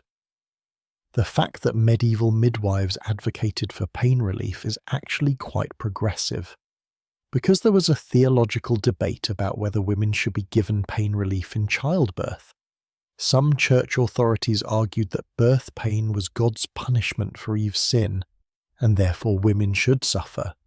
The Bible says, "In sorrow thou shalt bring forth children," and some took that to mean pain was mandatory, even virtuous. But midwives, practical women who had seen real suffering, disagreed, and so did some medical writers. The Trotula, that medical text written or compiled by women in Salerno, explicitly recommends pain relief. It says that relieving a labouring woman's pain is compassionate and appropriate. This was revolutionary thinking in an era when suffering was often seen as spiritually beneficial. As Catherine's labour reaches its climax, the women gather closer. Marjorie kneels in front of her, ready to receive the baby. Two women support Catherine from behind under her arms. Another woman holds her hand. They are all talking to her, encouraging her, telling her she is strong, she can do this, the baby is almost here. And then, in a rush of fluid and blood and extraordinary effort, the baby is born. It is a girl. Marjorie catches her expertly, checks quickly that the cord is not around the neck, turns the baby to let fluid drain from her nose and mouth. The baby gasps, coughs, and then lets out a cry. That cry is the sound everyone has been waiting for. It means the baby is alive, is breathing, has survived the dangerous passage from womb to world. The women erupt in prayers of thanksgiving. Someone runs to tell the men waiting outside that mother and baby are both alive. This is one of the few pieces of information that is allowed to pass from the women's space to the men's world. Catherine is weeping with relief and exhaustion and joy. The baby is placed on her chest, still attached by the umbilical cord, which is pulsing with the last transfers of blood and oxygen. But Marjorie's work is not done. She must now deliver the placenta, which can be dangerous. If the placenta does not come out completely, if pieces remain inside, infection can set in and kill the mother within days. Medieval midwives understood this danger intimately. They knew to wait for the placenta, to help it along gently if needed, to inspect it carefully to make sure it was whole and complete. Once the placenta is delivered, Marjorie performs a ritual that might seem strange but had serious medical purpose. She carefully inspects the placenta, looking at its colour, its texture, its completeness. She is checking for signs of disease or abnormality. Then she burns it in the fire. Why? Partly because medieval people did not want any part of the birth to be used in witchcraft or evil magic. There were superstitions about placentas being stolen for dark purposes, but also because burning it was a hygienic disposal method that prevented disease. Now comes the care of the baby. The cord is tied off and cut, usually with a clean knife, though some midwives use specific tools. The cut end is dressed with herbs, believed to prevent infection. Then the baby is washed, gently but thoroughly. Medieval people were more concerned with cleanliness than we often give them credit for. And here is where some practices that seem bizarre to us had actual purposes. The baby might be rubbed with salt, which sounds harsh but actually has mild antiseptic properties. Herbs would be used to make the baby sneeze, which helped clear any remaining fluid from the lungs. Vinegar might be rubbed on the baby's tongue, which medieval people believed would help ensure the child would speak clearly. Does vinegar actually affect speech development? No, but it does stimulate the baby's senses and responses, which was probably reassuring to the attendants. The baby is then swaddled, wrapped tightly in long strips of cloth. Medieval people believed swaddling helped the baby's limbs grow straight. Modern research actually shows that swaddling can help newborns feel secure and sleep better, so they were not completely wrong. Catherine, meanwhile, is being cared for by the other women. They clean her, change the bloody linens, help her into a clean shift. They give her a special drink, often wine mixed with herbs and spices, that is believed to help her recover strength. They settle her into bed with the baby, showing her how to position the infant for nursing. And here is something beautiful. These women will not leave her alone. For the next several days, at least one woman will always be with Catherine. This is the lying-in period, when a new mother is expected to rest and recover while other women handle all the household work. Her meals will be cooked by other women. Her older children will be watched by other women. Her chores will be done by other women. This is communal care at its most essential. The mortality statistics for medieval childbirth are horrifying by modern standards. Somewhere between 30 and 60% of women who gave birth might die from complications: hemorrhage, infection, obstructed labour. 1 in 3 women died during their childbearing years. Childbirth was genuinely the most dangerous thing most women would ever do. But here is what is remarkable. Despite those terrifying odds, despite the lack of antibiotics or surgical interventions or blood transfusions or any of the tools modern medicine relies on, most women survived. Most babies survived. And they survived because of the skill and knowledge of midwives like Marjorie, and the support of communities of women who gathered in the darkness to bring new life into the world. There were documented midwives whose reputations were extraordinary. A woman named Bourgot Loblière served as midwife to the Queen of France in the 15th century. Her position was prestigious and well paid. Another midwife named Asline Alexandra tended the births of the Duchess of Burgundy's children in the 1370s. These women were recognized professionals, respected for their expertise. But for every famous midwife, there were thousands whose names were never recorded. Women in every village, every town, every neighborhood. Women who answered the call in the middle of the night, who brought their experience and their steady hands and their knowledge, passed down through generations. Women who saved lives and lost some despite their best efforts. Women who held the hands of terrified young mothers and whispered, I know, but you can do this." As the night finally gives way to dawn, Catherine sleeps with her daughter in her arms. The women who attended the birth are cleaning up, tidying the room, banking the fire. Marjorie packs her bag, prepares to leave, though she will return later today to check on mother and baby. She is exhausted.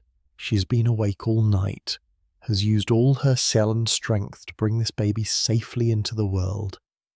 Does she receive a large payment? Probably not. Midwives were often paid in goods rather than money. A chicken, some eggs, bolt of cloth, help at harvest time. Sometimes they were paid by the town or parish to ensure they would attend poor women who could not pay. The compensation did not match the immense value of the work. But Marjorie goes home knowing that tonight, because of her and the women who worked with her, a mother lived and a baby lived. That is a kind of wealth that cannot be measured in coins. The birthing chamber is empty now except for Catherine and her daughter. Sunlight begins to filter through the shutters. The secret space of women's work has completed its purpose once again, and the knowledge that made it possible, the knowledge of bodies and babies, of herbs and prayers, of when to wait and when to act, that knowledge continues, carried in the hands and hearts of women who will never write it down, who will never receive historical recognition, but whose work was absolutely essential to the continuation of human life. We have seen women spinning in the darkness, brewing in their cauldrons, healing with their herbs and bringing forth new life. But there was another way medieval women held power in the night, and it is one that history has tried very hard to erase. Next we are going to meet the widows, the women who had buried their husbands and found themselves in a strange paradox, more legally free than they had ever been as wives, but more vulnerable too. We are going to discover how these women operated businesses after dark, kept account books by candlelight, and created economic power in a world that said women should not have any. The widow's vigil was different from the wife's night work, and the stories there are absolutely fascinating. So stay with me as we continue our journey through medieval darkness, where women's power grew in the shadows. A candle burns in an upstairs window long after midnight. Inside, a woman sits at a wooden table covered with parchment coins and ledger books. Her husband has been dead for 8 months, and for the first time in her adult life she is legally allowed to conduct business in her own name. This is the strange paradox of medieval widowhood. A married woman in medieval England had almost no legal identity separate from her husband. She could not own property independently, she could not make contracts, she could not appear in court to represent herself. Under a legal doctrine called coverture, her legal existence was covered by her husband's. She essentially disappeared into his identity. But a widow suddenly had rights that even unmarried women did not always enjoy. She could own property, she could run a business, she could make legal decisions, she could sue and be sued in her own name.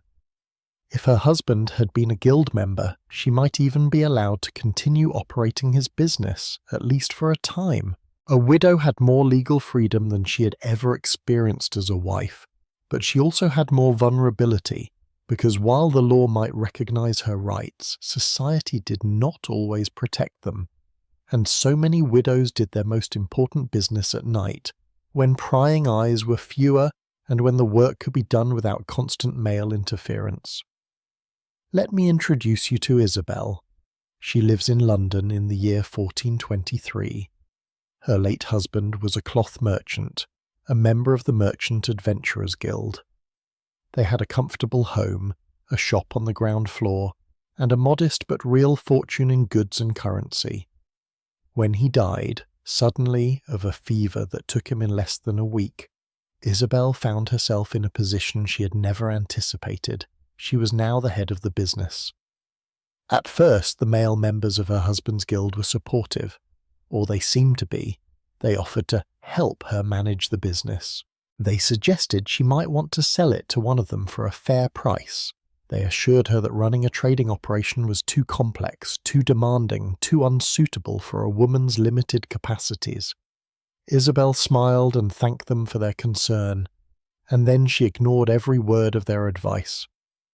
Because here is what those men did not know. Isabel had been doing the accounts for her husband's business for years. She had been the one tracking inventory, recording sales, managing payments.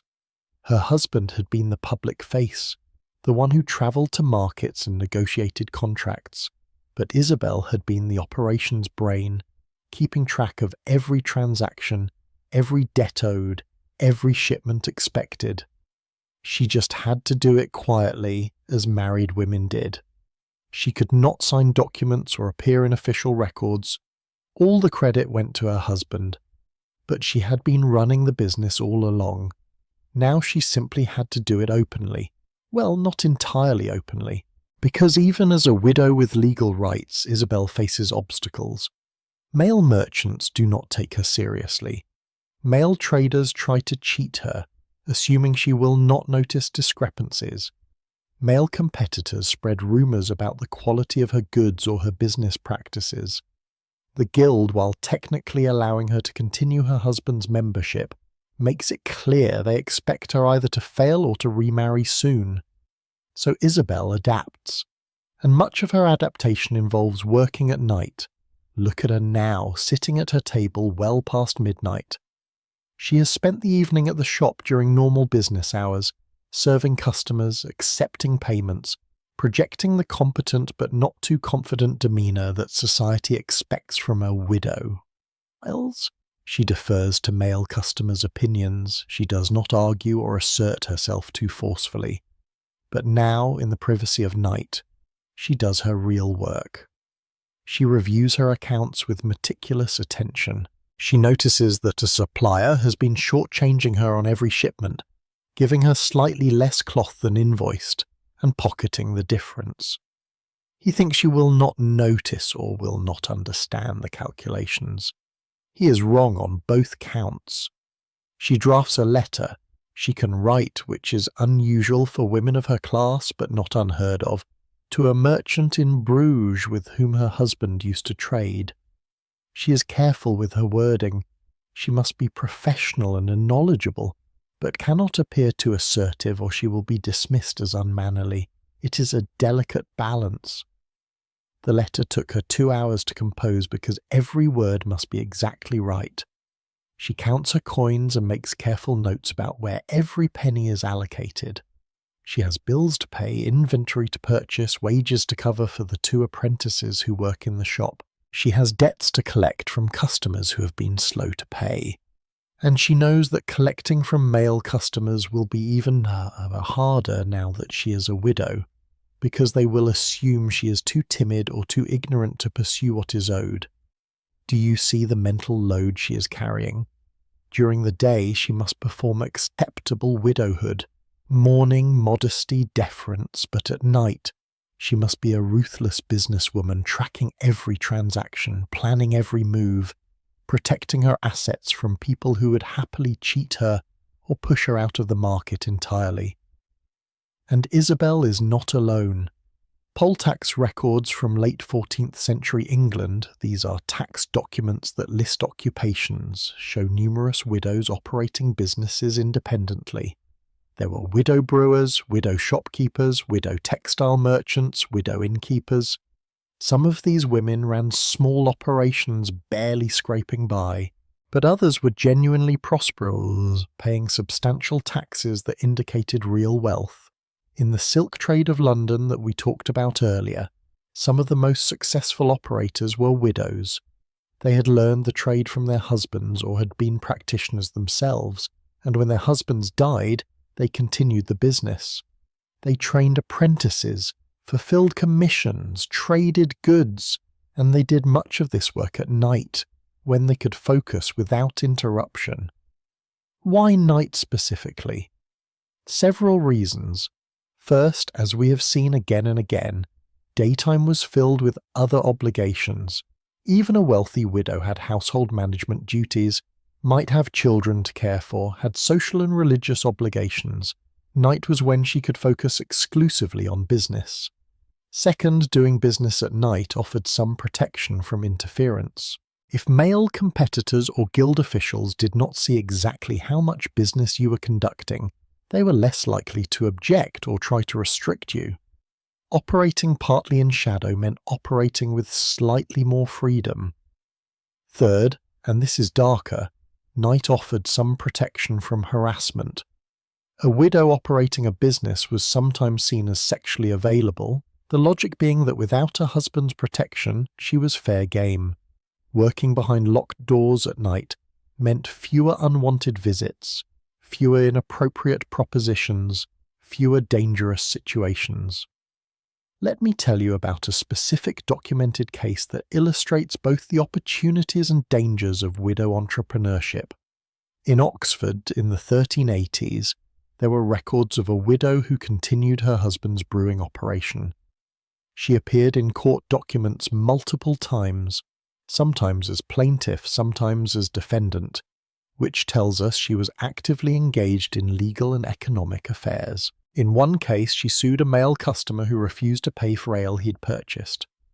The court records show that she had to prove not only that he had received the ale, but that her measurements were accurate and her prices fair.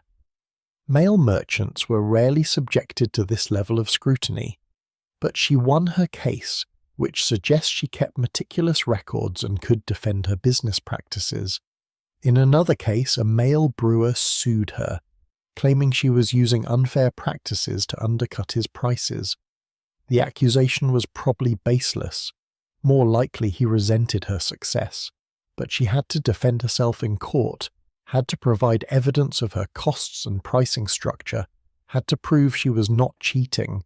Again, she prevailed. But imagine the stress, the time, the expense of these constant legal battles, simply because she was a woman operating in a man's world.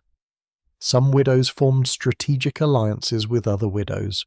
In York, there are records of 2 widow brewers who shared equipment and resources, essentially creating a cooperative business.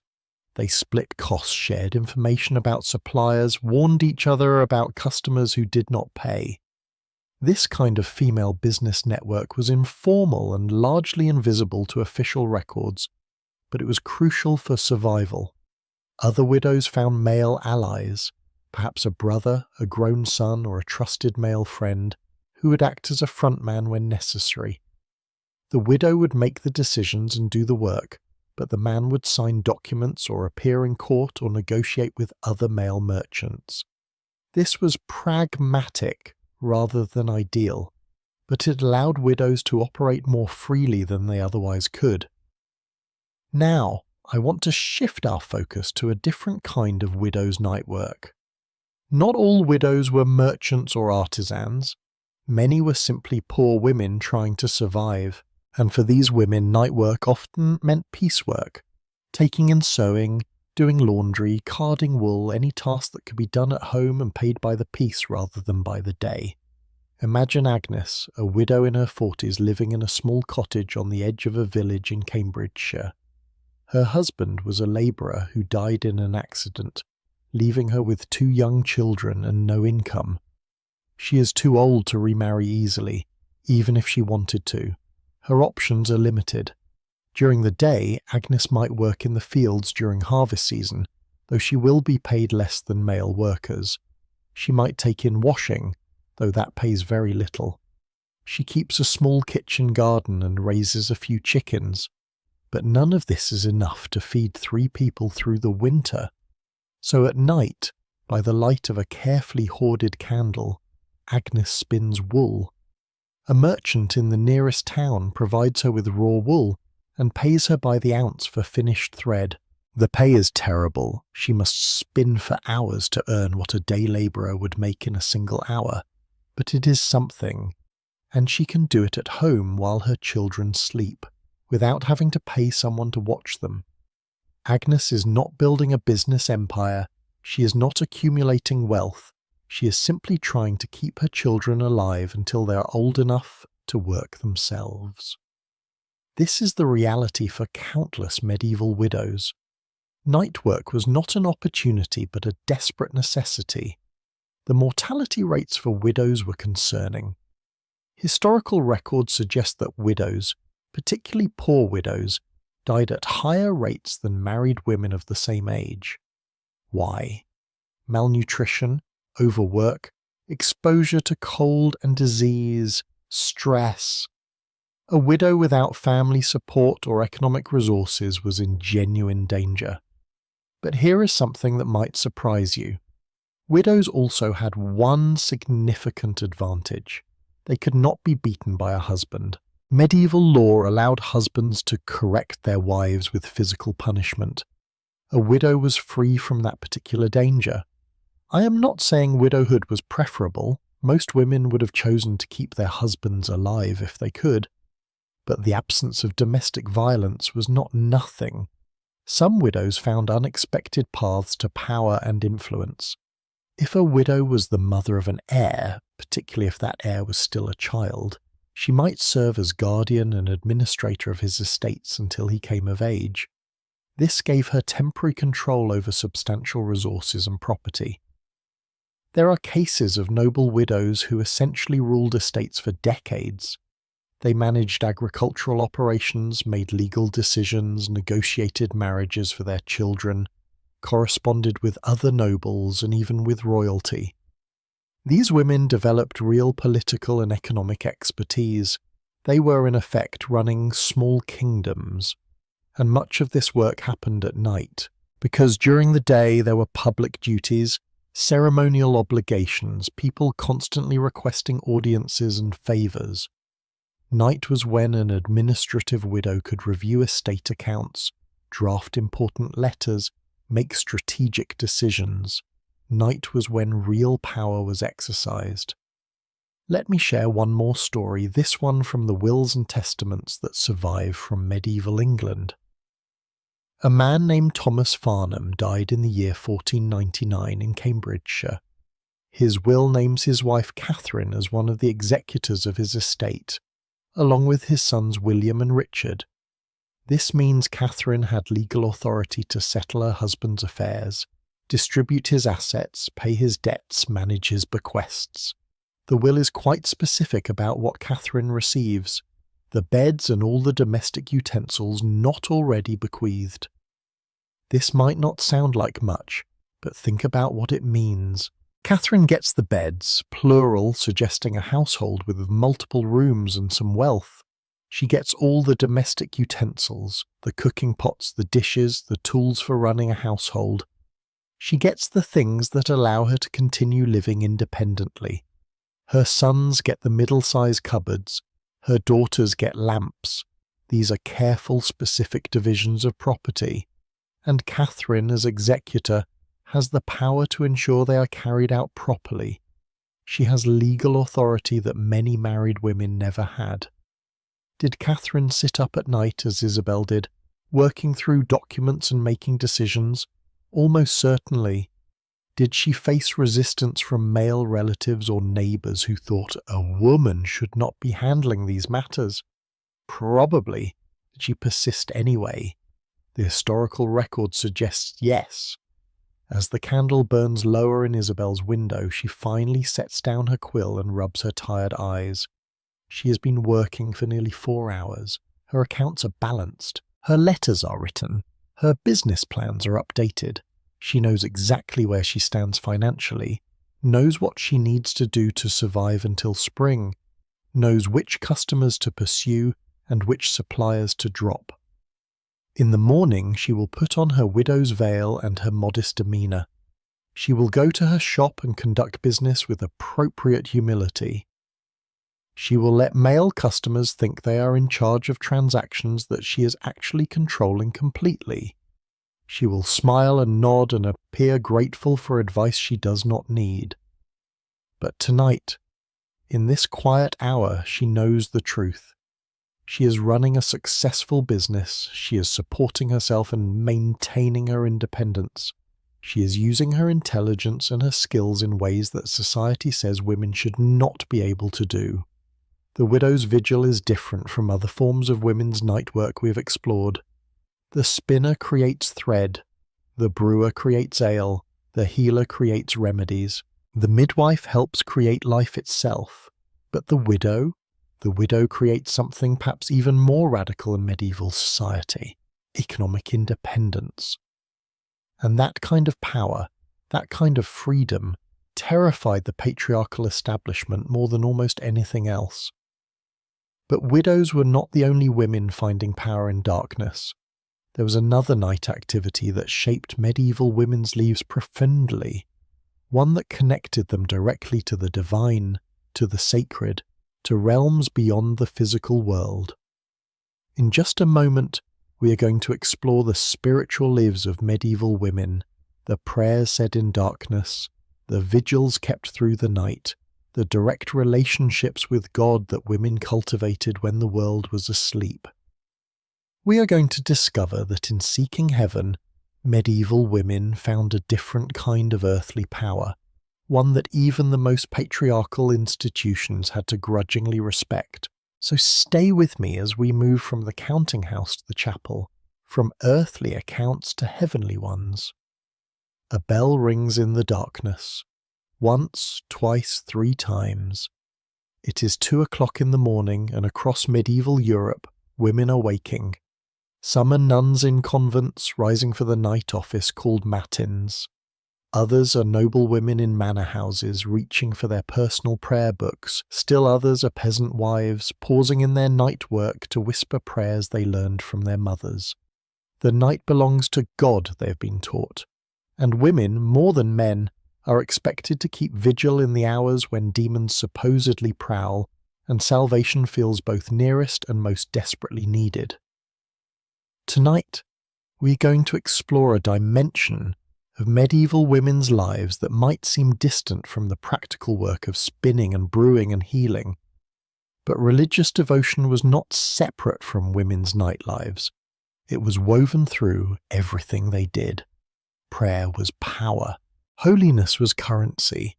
And the hours between midnight and dawn were considered the most spiritually potent of all. Let us begin in a Benedictine convent in Yorkshire, in the year 1360. The dormitory is cold, stone walls hold the chill of the autumn night. When the bell rings for matins, 30 nuns rise from their narrow beds. They are already dressed, more or less. Medieval people often slept in their undergarments, so rising for prayer just meant adding an outer robe and shoes. The nuns process silently through dark corridors to the chapel. Each woman knows the path by heart, could walk it blindfolded. They have done this every night for years, sometimes decades. The youngest nun here is 15, the oldest is nearly 70. They have been keeping this schedule, waking multiple times per night for prayer, for their entire adult lives. Think about that for a moment. What would it do to your body, to your mind, to wake at 2 in the morning every single morning for 40 years? Medieval nuns were chronically sleep deprived as a matter of religious duty. They went to bed around 8 or 9 in the evening, slept for perhaps 4 or 5 hours, woke for matins, returned to bed for another hour or 2, then rose again at dawn for lauds. Their sleep was fractured, interrupted, never quite sufficient. Why did they do this? The theological reasoning was clear. Jesus had suffered on the cross. The saints had endured martyrdom. If religious women wanted to follow in Christ's footsteps, they must embrace suffering too. Interrupted sleep was a form of mortification of the flesh, a way of demonstrating devotion through bodily discipline. But there was more to it than just suffering. The night hours were considered especially holy. In the Bible, Jesus prays in the Garden of Gethsemane at night. The resurrection happens at dawn, emerging from night. Monastic tradition held that demons were most active in darkness, and therefore the faithful needed to be awake, praying, pushing back against evil with their voices raised in hymns and psalms. In the chapel, candles have already been lit by whichever nun had been assigned that week's duty. The light flickers against stone walls and illuminated manuscripts. Each nun takes her place in the choir stalls, specific seats assigned by seniority and rank. The abbess has her own seat slightly elevated. The prioress, the cellarer, the sacristan, each has her designated place. And then they sing. If you've never heard medieval plainchant, it is difficult to describe. The voices are unaccompanied, moving in unison through melodies that are both ancient and timeless. There is something about human voices in a stone space in the middle of the night that creates a particular quality of sound, resonant, ethereal, otherworldly. The nuns are exhausted, but their voices are trained. They know these psalms by heart. They have sung them thousands of times. The office of matins can last anywhere from 1 to 2 hours, depending on the feast day and the particular monastic rule being followed. That is 1 to 2 hours of standing, singing, praying in the cold and dark. Then the nuns return to bed for a brief sleep before Lauds at dawn. Do you find this moving or horrifying? Maybe both. There is something beautiful about this dedication, this regularity, this sense of purpose. But there is also something harsh, something that seems to disregard the basic human need for rest and warmth and comfort. Medieval people would not have seen it that way, though. For them, the body was less important than the soul. Earthly comfort was temporary. Heavenly reward was eternal. If you could earn salvation through prayer and self-denial, was it not worth any amount of earthly discomfort? But let us step outside the convent walls now, because not all women's nighttime devotion happened in religious houses. In fact, the majority of women were not nuns. They were lay women, married or single, living in the world, and yet they too were expected to pray at night. Meet Cecily, a merchant's wife in Norwich in the year 1400. Cecily is not a nun and has no intention of becoming one. She has a husband, 3 living children, and 2 who died in infancy. She runs her household, helps with her husband's business, manages servants. Her days are busy and exhausting. But Cecily also owns a book of hours. This is a personal prayer book, smaller than the large manuscripts used in churches, designed to be held in the hands during private devotion. Books of hours were extraordinarily popular among wealthy and middle-class women in the late medieval period. They were illuminated, decorated with gold leaf and colourful paintings, and they were treasured possessions, sometimes the most valuable thing a woman owned besides her jewellery. Cecily's Book of Hours contains prayers for each of the canonical hours, the same prayer schedule that nuns follow, but adapted for lay people. It includes psalms, prayers to the Virgin Mary, prayers to various saints, a calendar of feast days, and sometimes personal additions like prayers for deceased family members. Every night, after the household has settled and her husband has fallen asleep, Cecily rises quietly. She wraps herself in a warm cloak, lights a candle, and opens her Book of Hours. She might not pray for 2 full hours like the nuns do, but she prays for 30 minutes, perhaps an hour. She reads, or if she cannot read well, she recites from memory, the prayers for Compline and Matins. She meditates on the illuminated images of the Virgin Mary, of Christ on the cross, of saints suffering their martyr deaths. Why does she do this? Partly from genuine devotion. Medieval Christianity was not just a Sunday activity, it was woven into every aspect of life. People believed with absolute conviction in heaven and hell, in the reality of sin and salvation. in the power of prayer to affect outcomes both in this world and the next. But Cecily's nighttime prayers also have specific purposes. She prays for her children's health. Child mortality is so high that every parent lives in constant fear. She prays for her husband's safe return when he travels on business. She prays for the souls of her 2 babies who died, hoping her prayers will shorten their time in purgatory. She prays for a successful pregnancy. She is pregnant again, and childbirth terrifies her for good reason. These prayers are not passive. Medieval people believed that prayer could actively change outcomes. A saint's intercession, earned through proper devotion, could heal illness, protect travelers, ease childbirth, save souls. Prayer was work, spiritual work that had tangible effects. And here is something fascinating. Women's prayers were considered especially powerful in certain contexts. The Virgin Mary was, after all, the most important intercessor between humanity and God. She was a woman. Women praying to Mary, woman to woman, were thought to have a special connection, a special claim on her mercy. There are documented cases of women forming prayer networks. A group of women might agree to pray for each other's intentions, creating a kind of spiritual support system. If one woman's child was sick, the others would add prayers for that child to their nightly devotions. If one woman's husband was travelling, prayers for his safety. If one woman died, prayers for her soul. These networks were informal, undocumented. No one wrote down the agreements or kept records. But they were real and they were important. They created bonds between women that existed outside of male supervision or control. Now, let me tell you about a specific woman whose religious devotion in the night became famous, or rather, infamous. Her name was Marjorie Kempe, and she lived in the early 1500s in England. Marjorie was not a nun. She was a married woman, a mother of 14 children, a former businesswoman who had tried brewing and milling and failed at both. But Marjorie had religious visions. She heard Christ speaking to her. She wept uncontrollably during religious services, loud sobbing that disrupted masses and annoyed her fellow worshippers. She wore white clothing like a virgin even though she was married, claiming that she and her husband had taken vows of chastity, though her husband's account of this arrangement suggests he was less enthusiastic than she was. And Marjorie prayed constantly, including through the night. She described lying awake for hours, conversing mentally with Christ, with the Virgin Mary, with various saints.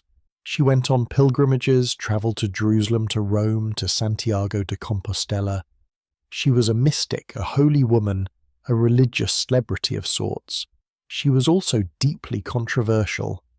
Many people thought she was a fraud, a hysteric, possibly possessed by demons rather than inspired by God. Church authorities investigated her multiple times for heresy. She was arrested, questioned, threatened. But she always managed to defend herself, to convince the authorities that her visions were genuine, that her devotion was real. Marjorie eventually dictated her autobiography. She could not write, but she had scribes write down her story. The Book of Marjorie Kempe is one of the very few autobiographical texts by a medieval woman that survives, and it gives us an extraordinary window into one woman's nighttime spiritual life. Whether you believe Marjorie's visions were genuine divine communication or symptoms of some kind of psychological condition, her story tells us something important. Religious devotion gave medieval women a kind of authority they could not get any other way. If God spoke to you directly, even the most powerful man had to at least consider that you might be right. There were other famous medieval mystics: Hildegard of Bingen, Julian of Norwich, Catherine of Siena. These women had visions, wrote theological texts, advised popes and kings, shaped religious practice. They were able to do this because their authority came from God, not from any earthly institution. And their most intense spiritual experiences often happened at night, in darkness, in solitude.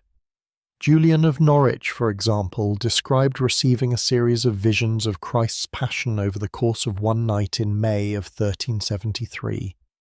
She was 30 years old and seriously ill, possibly dying.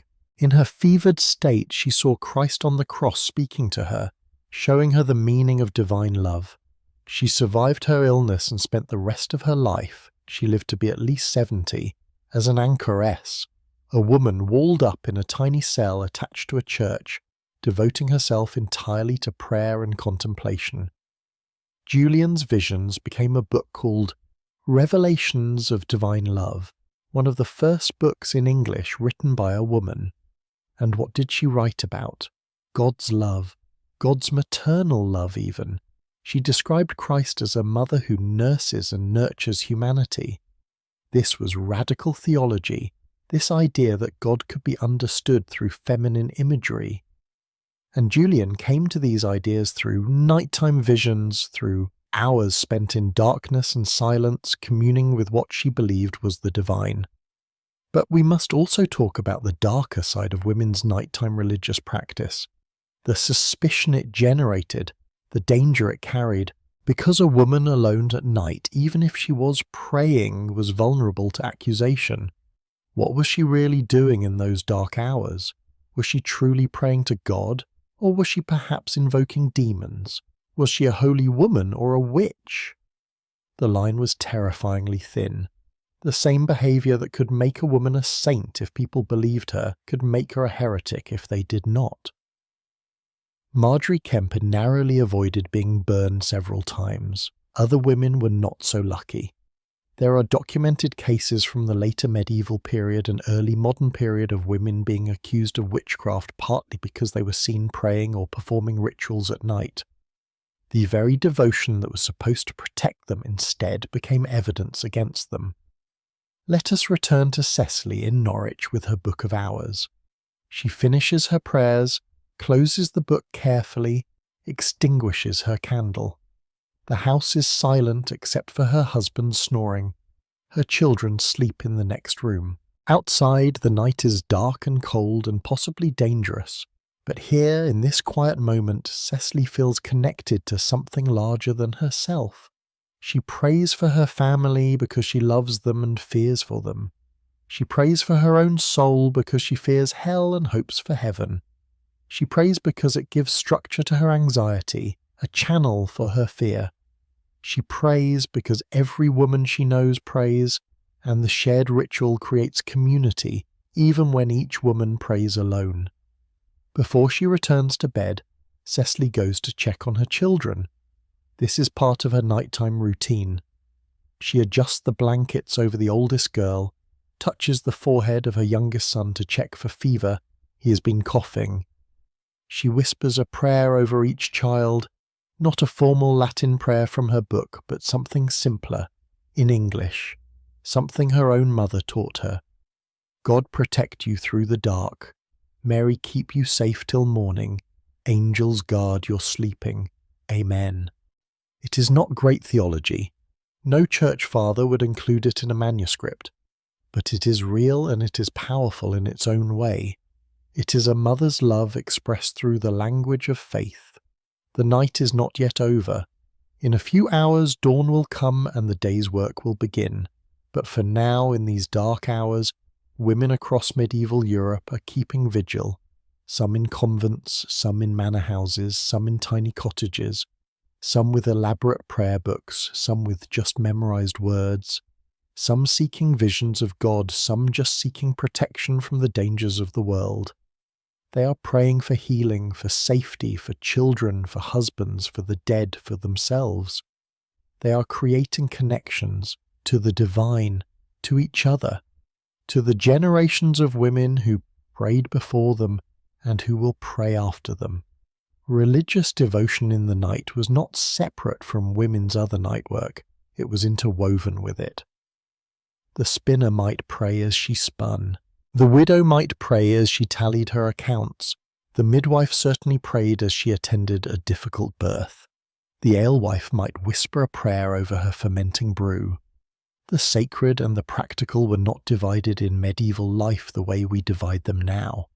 Everything was potentially sacred. Every action could be an offering to God.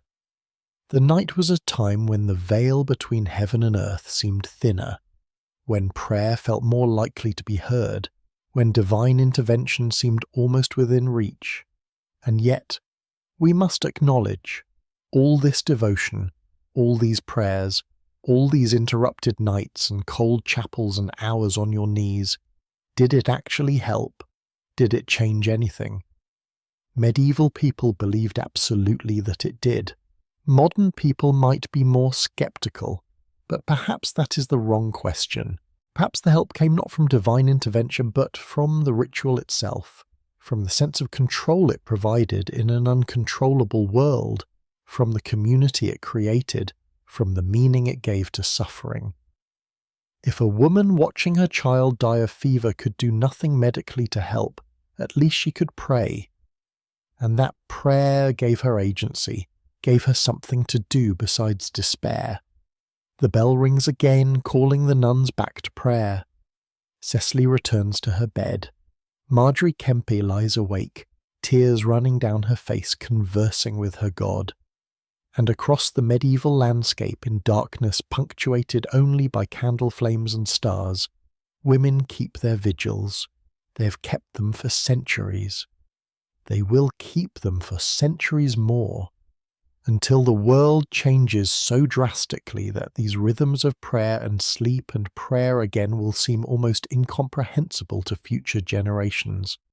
But for now, in this medieval night, the sacred darkness holds them all. And in just a moment we are going to shift from the sacred back to the profane, from chapel to marketplace, because while some women were praying in the night, others were trading, selling, hustling in shadow markets that operated after dark.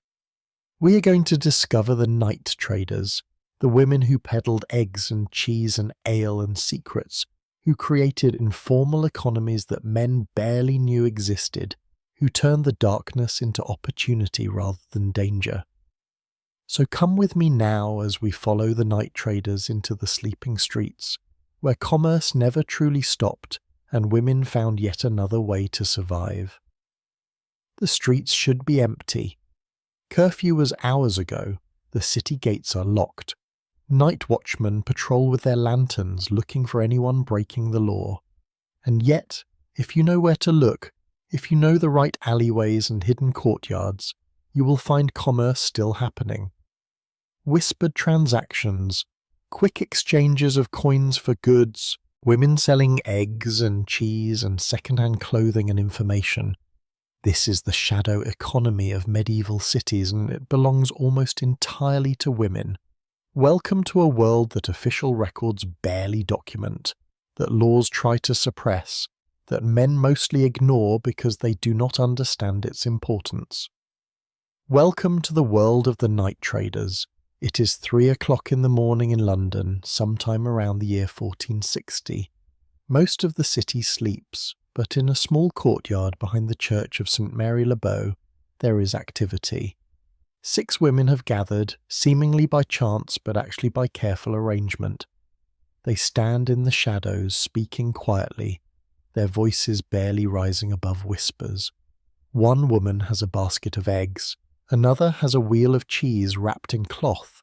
A third has bundles of dried herbs, medicinal plants that she gathered herself. A fourth has used clothing that she has mended and cleaned.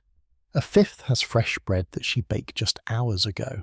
And the sixth has something more valuable than any physical good. She has information.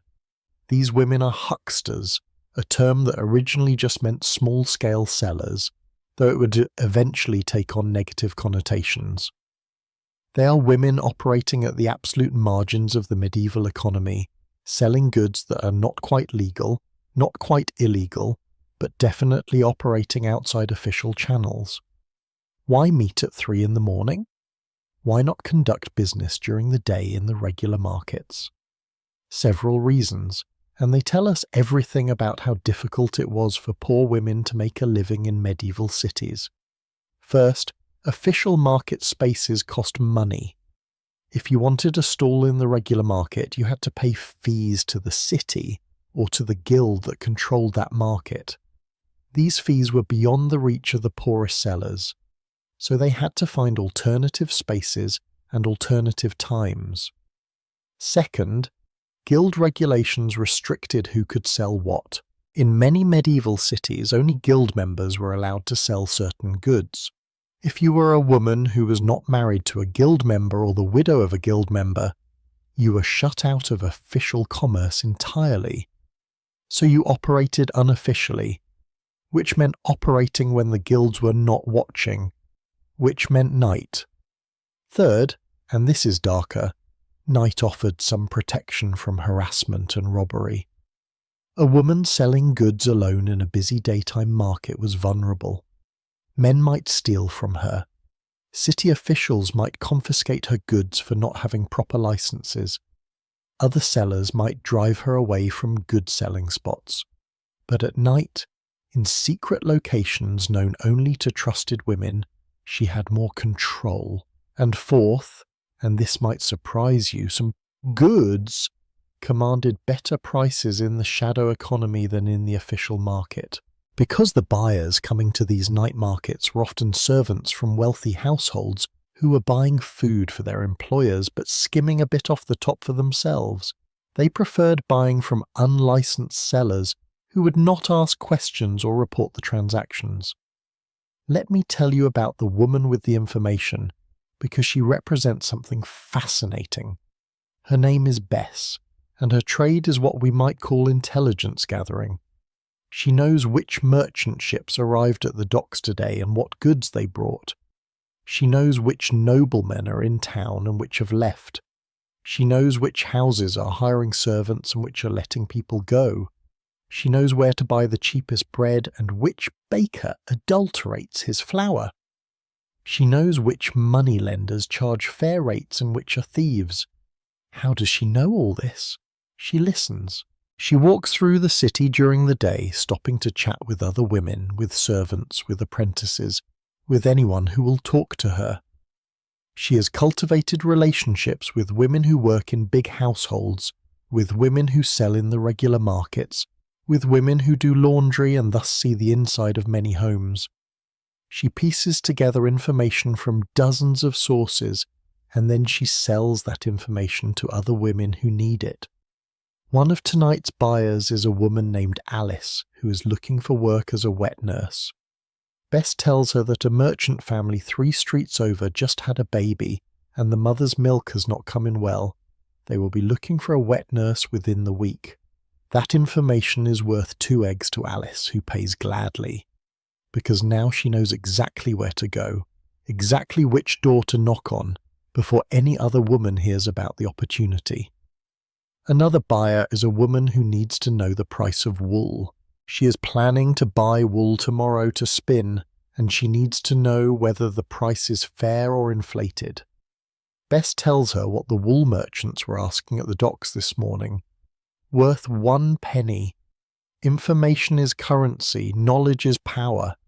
And in medieval cities where most people could not read, where news travelled by word of mouth, where there were no newspapers or bulletin boards, women like Bess, who collected and distributed information, were providing a crucial service. Now, I want you to understand something important.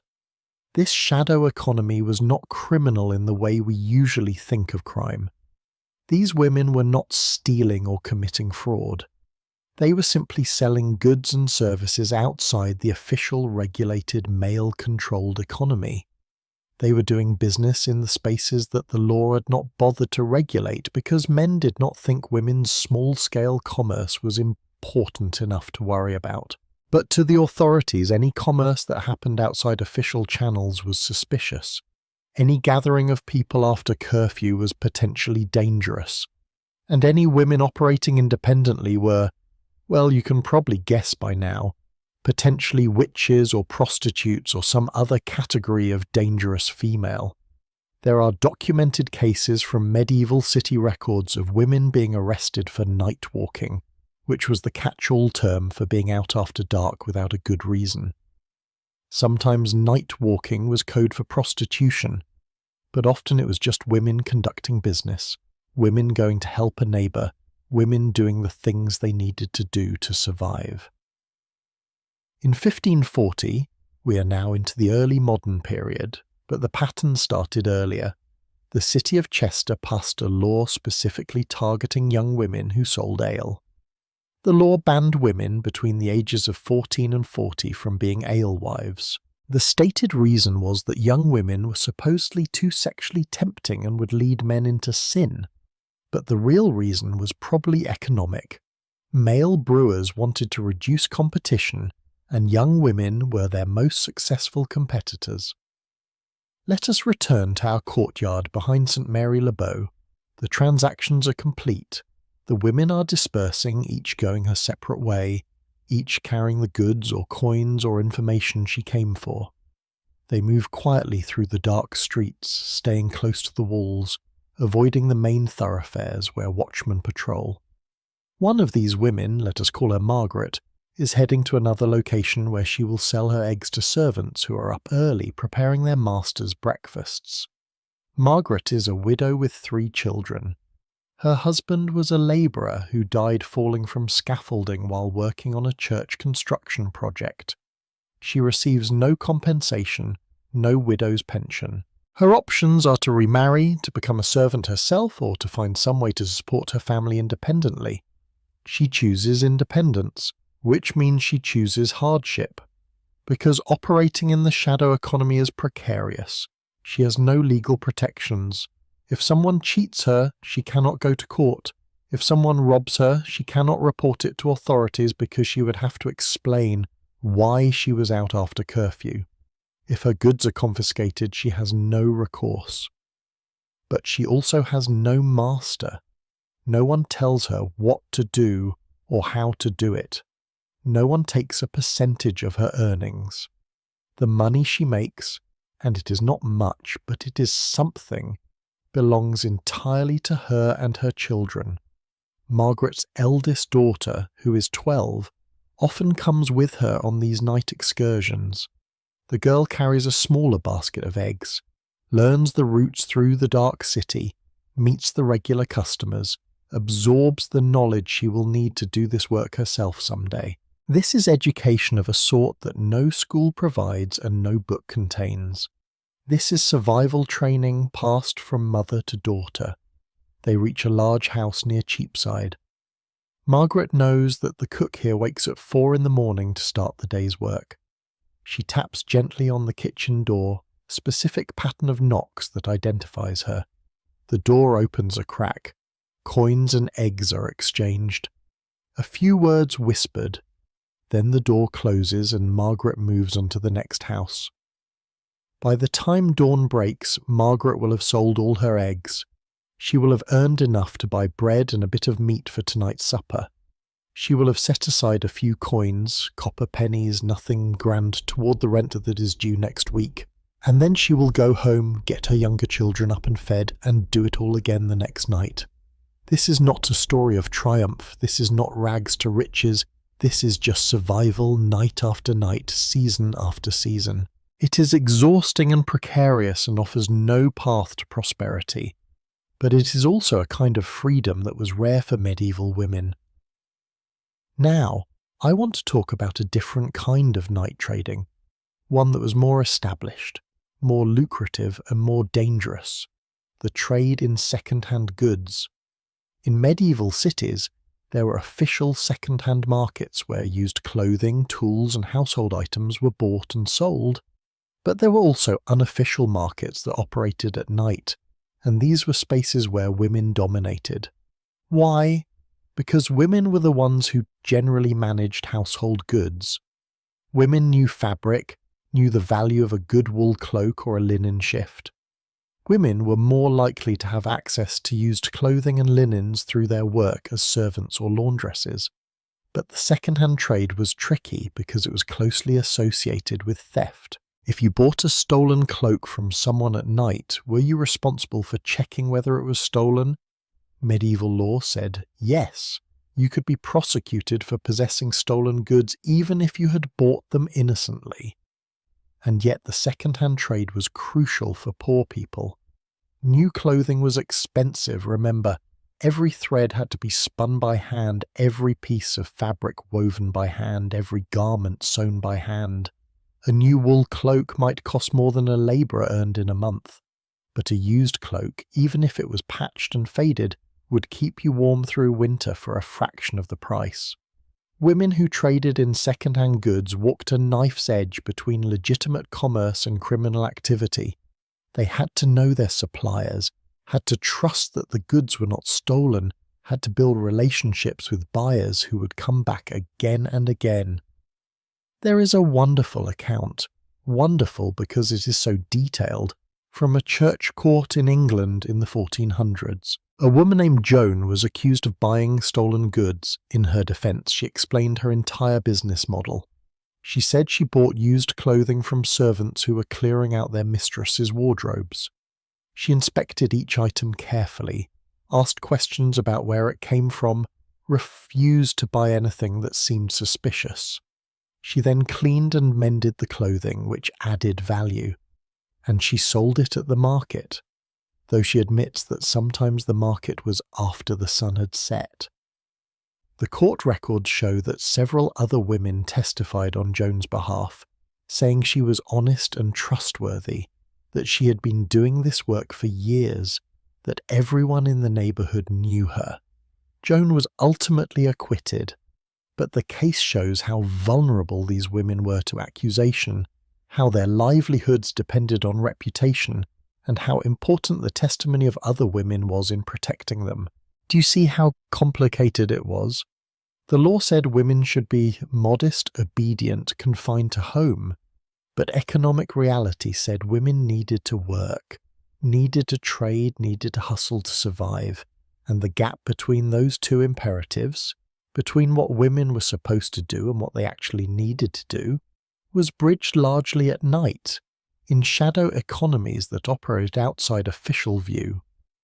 Let me tell you one more story, this one about a woman whose night trading took a very different form. Her name was Aliena, and she lived in Paris in the 1300s. Aliena sold something that was not quite legal but not quite illegal either. She sold predictions. Aliena claimed to be able to predict the future by reading stars, by interpreting dreams, by various forms of divination. Was she a fraud? Probably at least partly, but she was also providing a service that people desperately wanted. They wanted to know if their ship would come in safely, if their lawsuit would succeed, if their sick child would recover, if the person they loved would love them back. And Aliena was clever. She never promised certainty. She spoke in probabilities and possibilities. The stars suggest that. Your dream indicates that. This gave her room to be wrong without losing all credibility. And apparently she was good at reading people, at picking up on body language and tone of voice, at telling people what they wanted to hear, while leaving herself an escape route if events turned out differently. She operated at night because daytime fortune-telling would have attracted too much attention from church authorities who considered divination to be potentially heretical. But night sessions, conducted privately in her home with one client at a time, flew under the radar. Her clients were mostly women. Women worried about pregnancies, about marriages, about children, about all the things that women had very little control over but desperately wanted to predict. Was Alienor exploiting vulnerable people? Possibly. Was she also providing comfort, hope, and a sense of agency to women who had very little of either? Also possibly. The historical record does not judge her. It merely notes that she existed, that she had clients, that she earned money through her predictions. Eventually, Alienor was investigated by church authorities. Someone reported her, but by the time officials came looking for her, she had moved to a different neighbourhood and was operating under a different name. The shadow economy had swallowed her up and protected her. As the sky begins to lighten, it is perhaps 5 o'clock now and the city is starting to wake. The night traders finish their work. They return to their homes, their tiny rented rooms, their corners in shared spaces. They count their earnings, hide their coins, prepare for the next night. They have created an entire economic system that operates in darkness, that leaves almost no records, that historians can barely document. But it was real. It supported families, it created opportunities, it gave women who had no other options a way to survive. The official economy said women should not be merchants. The official economy said women's work was worth half of men's work. The official economy shut women out of guilds, out of land ownership, out of most profitable trades. But the shadow economy said, if official channels will not have us, we will create our own channels. If the day will not make room for us, we will own the night. And they did. In the darkness, in the hidden courtyards, in the whispered exchanges, women built networks of commerce and survival that had their own rules, their own hierarchies, their own forms of trust and reciprocity. This was not the grand story of medieval commerce that history books tell. This was not the wool trade or the spice trade or the banking houses of Florence. This was small, local, intimate, and almost invisible. But it was vast in aggregate. Thousands of women in hundreds of cities every single night, engaging in the transactions that kept their families fed and housed. As we move toward the conclusion of our journey through medieval nights, there is one more dimension of women's night lives that we must explore, and it is perhaps the most charged, the most misunderstood, the most deliberately obscured by history. We are going to talk about sex, about desire, about the nights when women's bodies were supposed to belong to their husbands but sometimes belonged to themselves. We are going to enter the conjugal bedroom and discover that even there, in that most private space, women found ways to negotiate, to resist, to claim small measures of autonomy. The paradox of the conjugal night is that it was simultaneously the space where women had the least power and where they sometimes wielded the most. So stay with me as we step through one more door into the last and most intimate dimension of medieval women's secret night lives.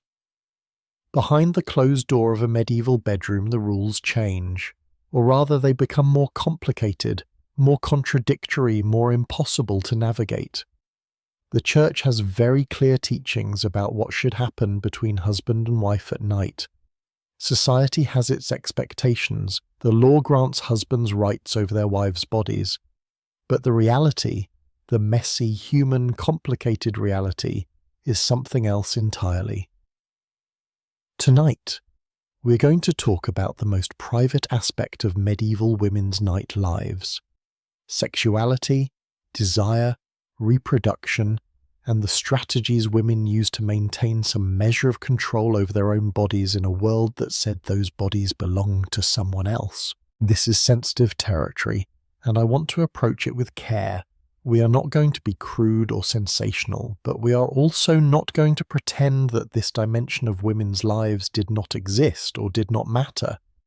Because for medieval wives, the marital bed was a space of profound paradox, simultaneously the place where they were most vulnerable and sometimes the place where they held the most power. Let us start with what the Church taught, because Church teaching shaped everything about medieval sexuality, at least officially. According to medieval theologians, sex had exactly one acceptable purpose: procreation within marriage. Sex for pleasure was sinful. Sex in any position other than what we now call missionary position was sinful.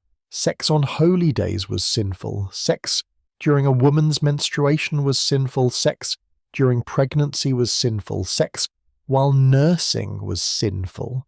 Sex for any reason other than the deliberate intention to create a child was sinful. Do you see how narrow that window is?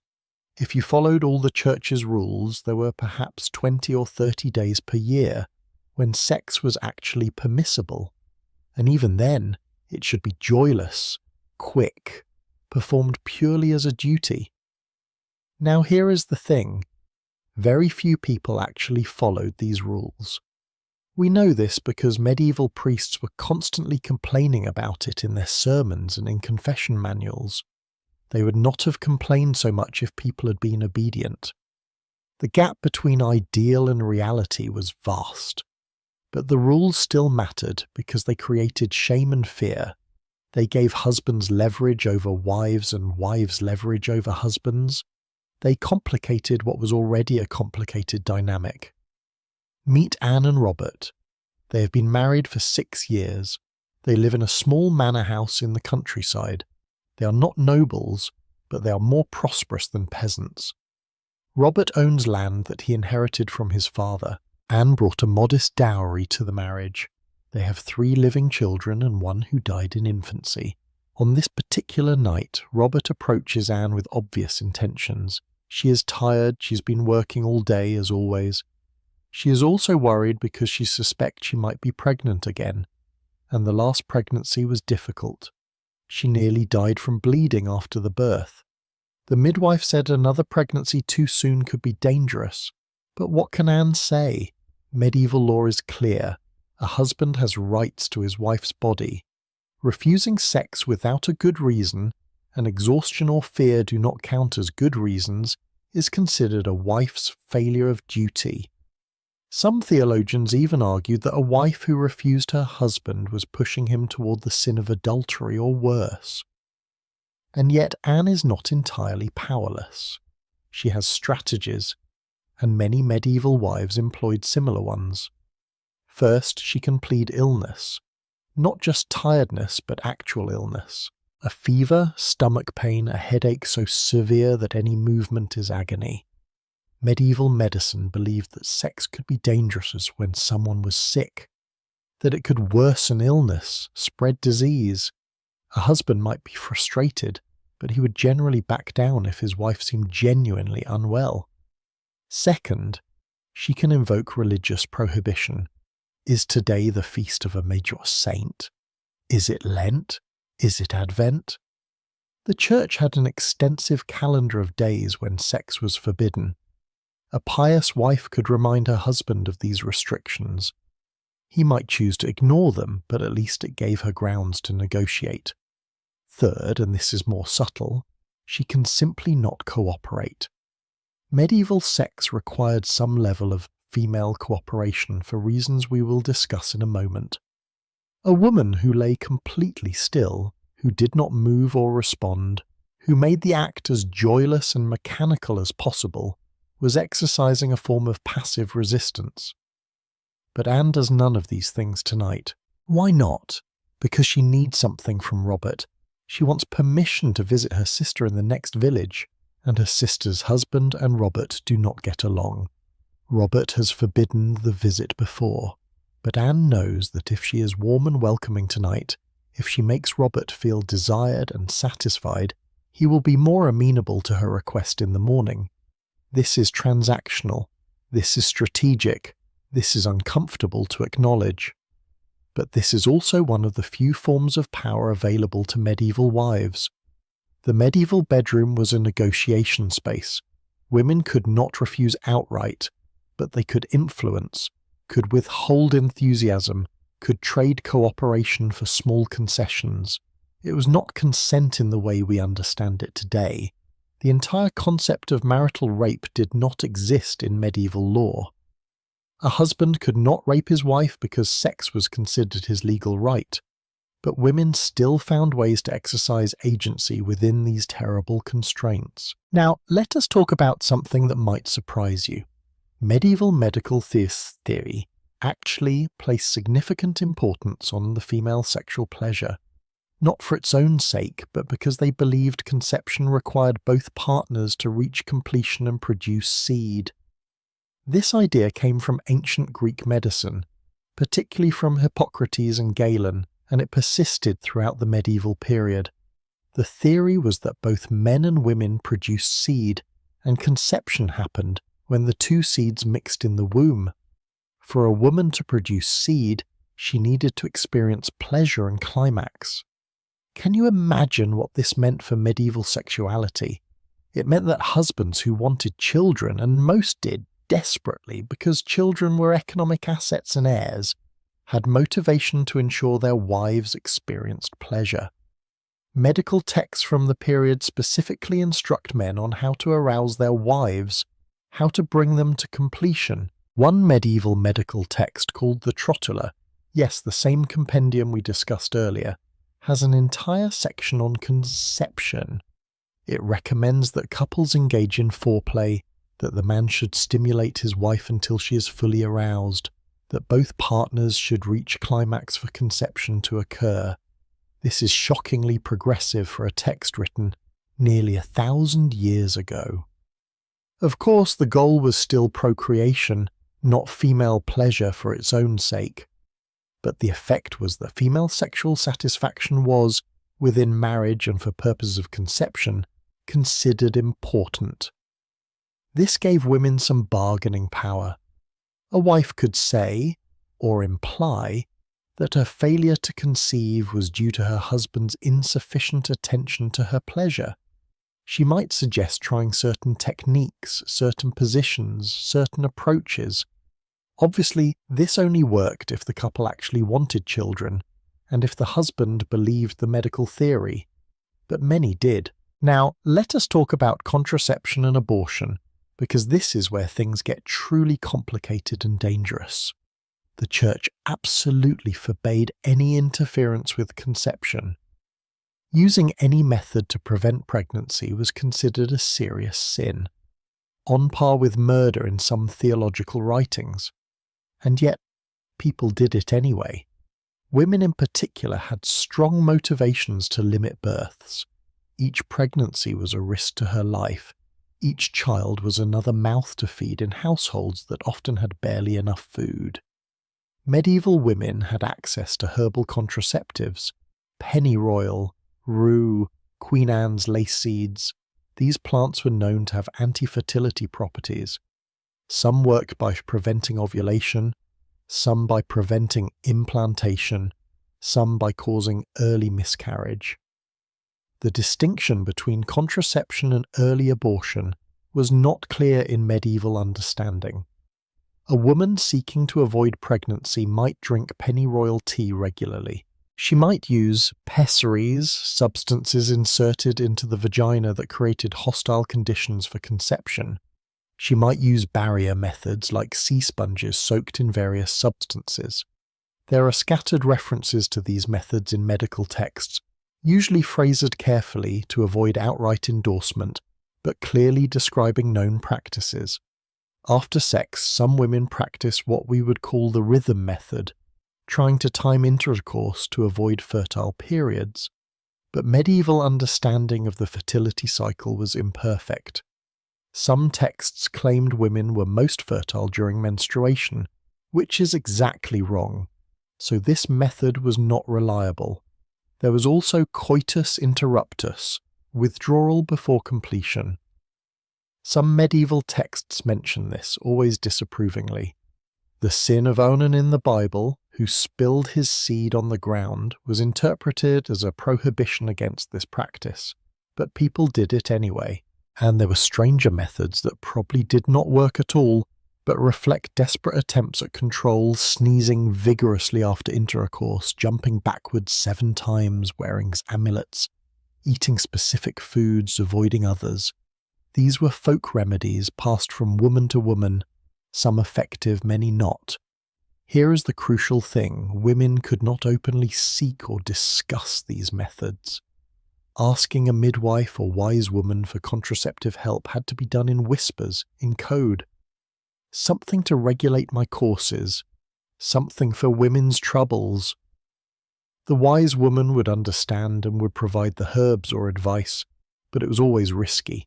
If word got out that a woman was deliberately preventing pregnancy, she could be accused of witchcraft, of interfering with God's plan, of sinning against nature.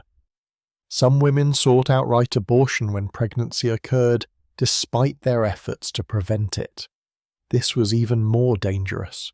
The herbs that could induce abortion, pennyroyal in high doses, tansy savin, were poison. The line between an effective dose and a lethal dose was thin. Women died trying to end pregnancies, and if a woman survived the physical danger, there was still moral and legal danger. Abortion was considered murder by the church once the fetus was quickened, once the woman could feel it moving, usually around 4 or 5 months. Before quickening, the moral status was murkier, but it was still sinful. Why did women take these risks? Because the alternative, bearing child after child, potentially dying in childbirth, watching children starve because there was not enough food, was worse. Medieval women had, on average, 6 to 8 pregnancies if they married young and lived through their childbearing years. Many had more. 12, 14 pregnancies were not uncommon among women who lived to old age. And remember the mortality rates we discussed earlier. Somewhere between 30 and 60% chance of maternal death for each birth. Those odds added up terrifyingly over multiple pregnancies. A woman who had 6 births had perhaps a 1 in 3 or 1 in 2 chance of eventually dying in childbirth or from complications. Those are horrifying statistics. So women used whatever methods they could to limit births, despite the religious and legal prohibitions, despite the physical dangers. They took pennyroyal tea at night after their husbands slept. They shared information in whispers. They helped each other, risking their own safety to do so.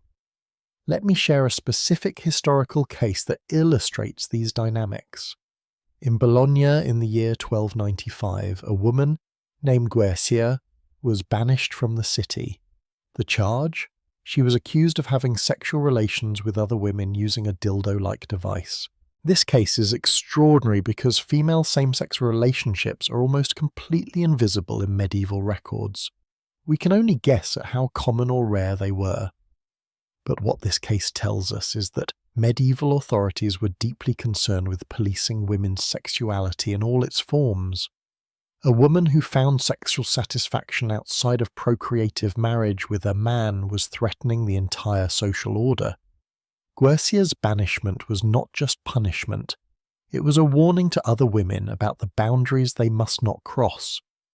Medieval people also understood that not all sex happened within marriage.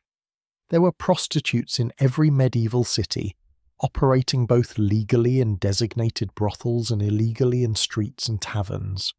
There were adultery cases brought before church courts. There were accusations of fornication between unmarried people.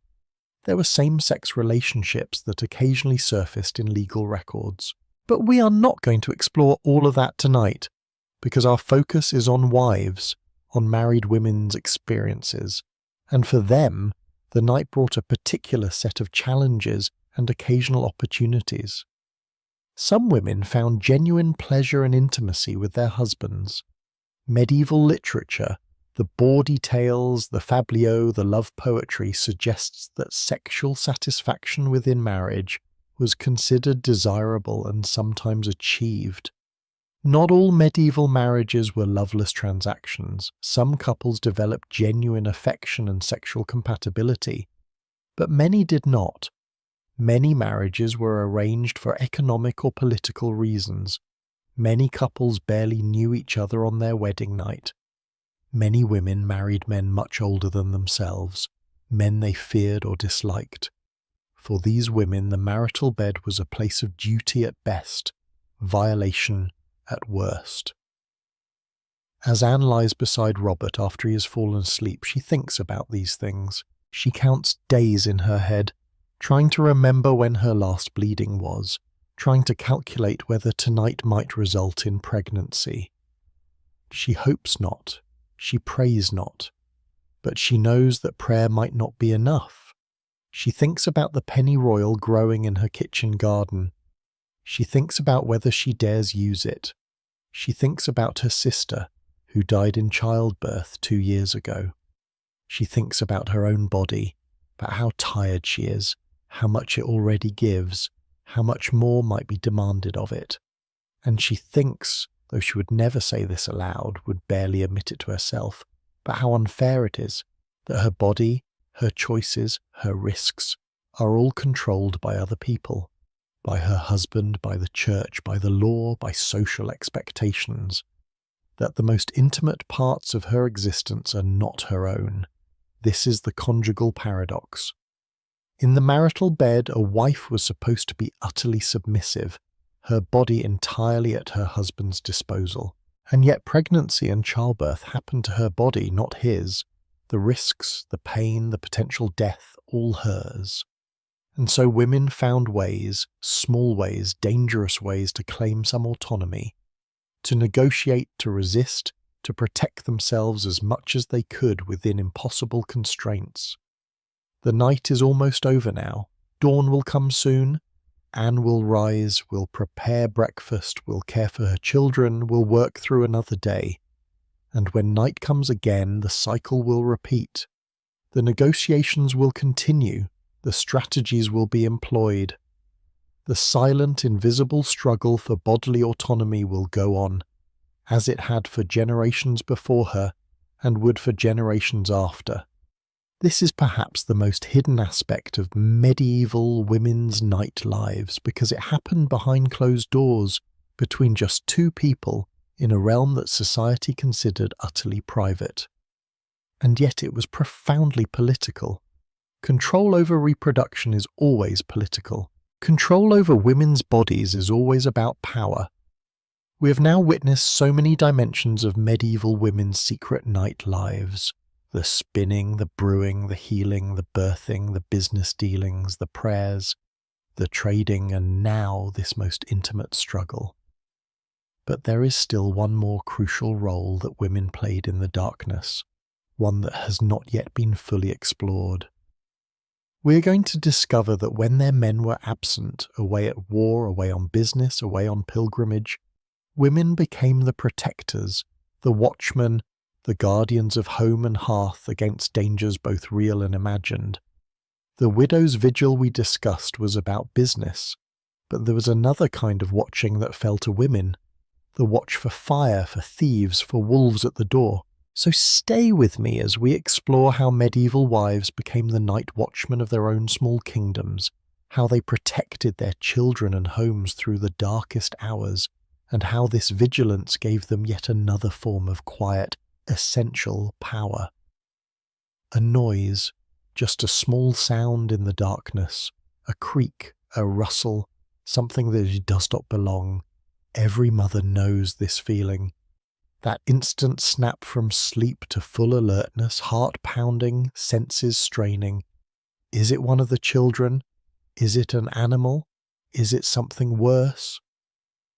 In a castle in Wales in the year 1348, Lady Eleanor sits up in bed. Her husband has been gone for 3 months, called to serve the king in France. She is alone, well, not entirely alone. She has servants, guards, children. But the ultimate responsibility for this estate, for these walls, for the safety of everyone within them, rests on her shoulders until her husband returns, if he returns. Tonight we are going to explore a role that medieval women played but that history rarely acknowledges. Women as guardians, as sentinels, as the last line of defence against the dangers that prowled in darkness. When men were absent, and men were frequently absent, women became the watchmen of their own domains, and the night was when that vigilance mattered most. Let us start with Lady Eleanor, because her situation represents one extreme of this responsibility. She is a noblewoman managing an entire castle estate in her husband's absence. This was not unusual. Medieval noblemen were often away for months or even years at a time.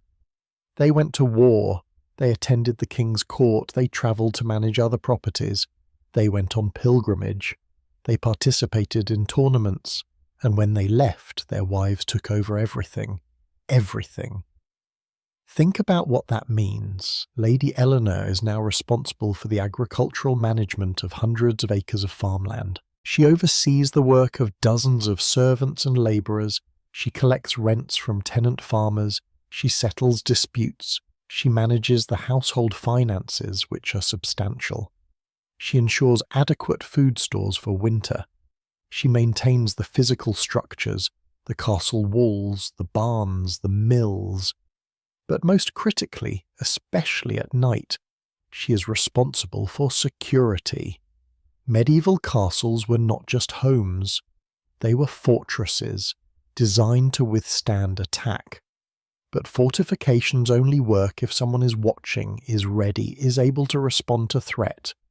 And at night, when visibility is limited and attackers have the advantage of darkness, vigilance is everything. Eleanor makes her rounds each night before bed. She checks that the gates are barred. She speaks with the guards on the walls. There are only 4 tonight, fewer than her husband would typically post because some men went with him to France. She inspects the armory, making sure weapons are accessible. She checks the grain stores, which are valuable and tempting targets for thieves. She visits the stables, where horses are worth more than most people's annual income. Then she retires to the solar, the private living quarters. But she does not sleep deeply. She cannot afford to. Part of her mind is always alert, always listening. The noise that woke her tonight turns out to be nothing, just wind rattling a shutter. But it could have been raiders, it could have been thieves, it could have been the beginning of a siege. This was not paranoia, this was realistic assessment of danger. Medieval estates, especially during times of war or unrest, were vulnerable targets. Bandits knew when lords were absent. Rival nobles might see opportunity in a temporarily undefended castle. Even neighbours might attempt land grabs or cattle theft, gambling that a woman would not or could not defend her property. Some did gamble wrong. There are documented cases of women successfully defending estates, even castles, against military attack. In 1342, just 6 years before our story, a woman named Agnes Randolph defended Dunbar Castle in Scotland against an English siege for 5 months while her husband was imprisoned. She mocked the English commander from the walls, had her maids ostentatiously dust the battlements where English catapults had struck, and refused all demands to surrender. She won. The English eventually gave up and left. Or consider Nicola de la Haye, who was in her 60s when she successfully defended Lincoln Castle against French attack in 1217. Twice, she held out until relief forces arrived, maintaining order and discipline among her garrison, managing supplies, making tactical decisions. The king afterward appointed her Sheriff of Lincoln, one of the very few women to hold such a position, because she had proven herself more capable than most men. These were exceptional cases, but they illustrate that women could and did take military command when necessary. And even when it did not come to actual warfare, the constant vigilance, the readiness, the responsibility, these were burdens that fell to women with surprising frequency. Now, let us leave the castle and go to a very different kind of household. A peasant cottage in the north of England, the year 1390. The woman here is called Marjorie, and her husband is a labourer who travels seasonally for work. He's been gone for 6 weeks, helping with the wool harvest 2 villages away. He will be gone for at least 2 more weeks. Marjorie is alone with 3 young children in a 1-room cottage made of timber and thatch. The walls are thin. The door has a simple latch, no lock. The nearest neighbour is 50 paces away. At night, that might as well be a mile. What is Marjorie afraid of? Thieves, certainly. Her cottage holds almost nothing of value, but she has a few chickens, a goat, some stored grain. A desperate person might steal those. And a woman alone with children is seen as an easy target. There are also animals. Wolves still roam the English countryside in 1390. They rarely attack humans, but they will take livestock. A goat is precious. It provides milk, can be bred, represents real wealth for a peasant family. Losing it could mean the difference between survival and starvation, and there is fire. This is perhaps the greatest danger of all. A single spark from the hearth, a candle knocked over, thatch that is too dry, Medieval homes burned terrifyingly fast. Timber, straw, everything combustible. A fire that starts in one cottage can spread to an entire village within hours. So Marjorie's nighttime vigilance has multiple dimensions. Before she sleeps, she banks the fire carefully, covering the coals with ash so they will smoulder safely through the night without flame. She checks that no candles or oil lamps are still burning.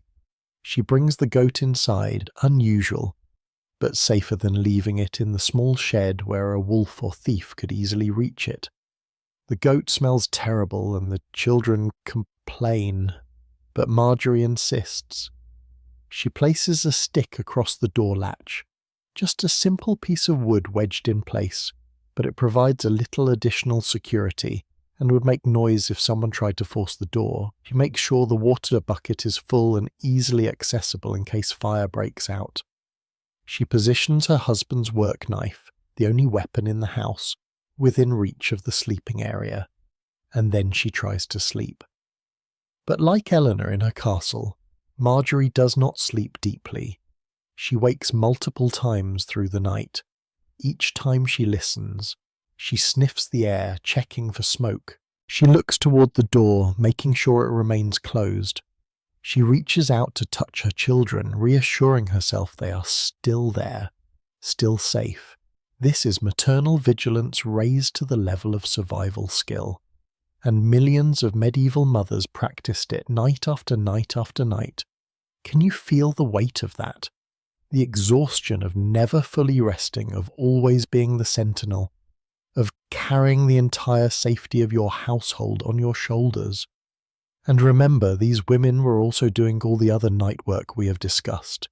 Spinning, caring for sick children, rising for prayer.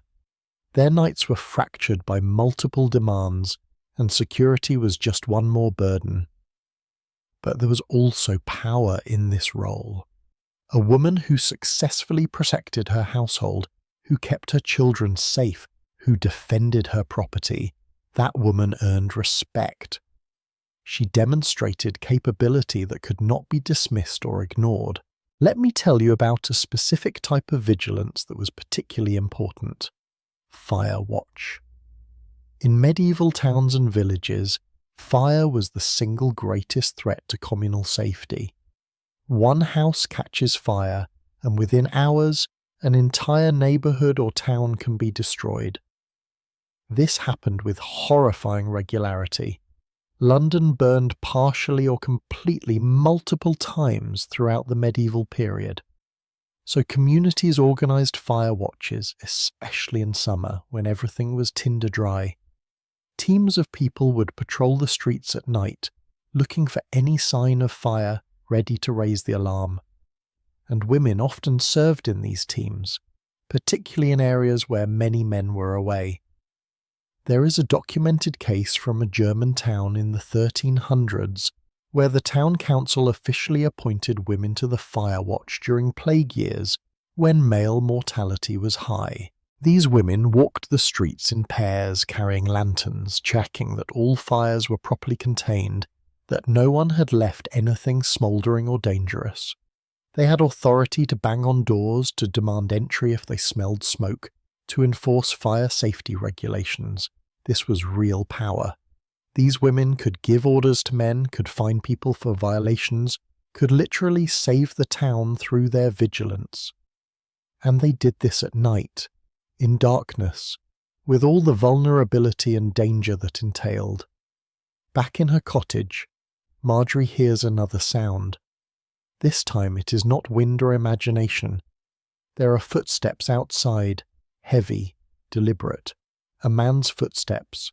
Her heart is pounding, her children are asleep. The goat bleats nervously, animals sense danger. Marjorie rises as quietly as she can, grabs the knife, positions herself between the door and her children. The footsteps stop at her door. A pause, then a voice. "Marjorie, it is your neighbour John. My wife is in labour and having trouble. The midwife has not arrived. Can you come?" Relief washes over her. Not a threat.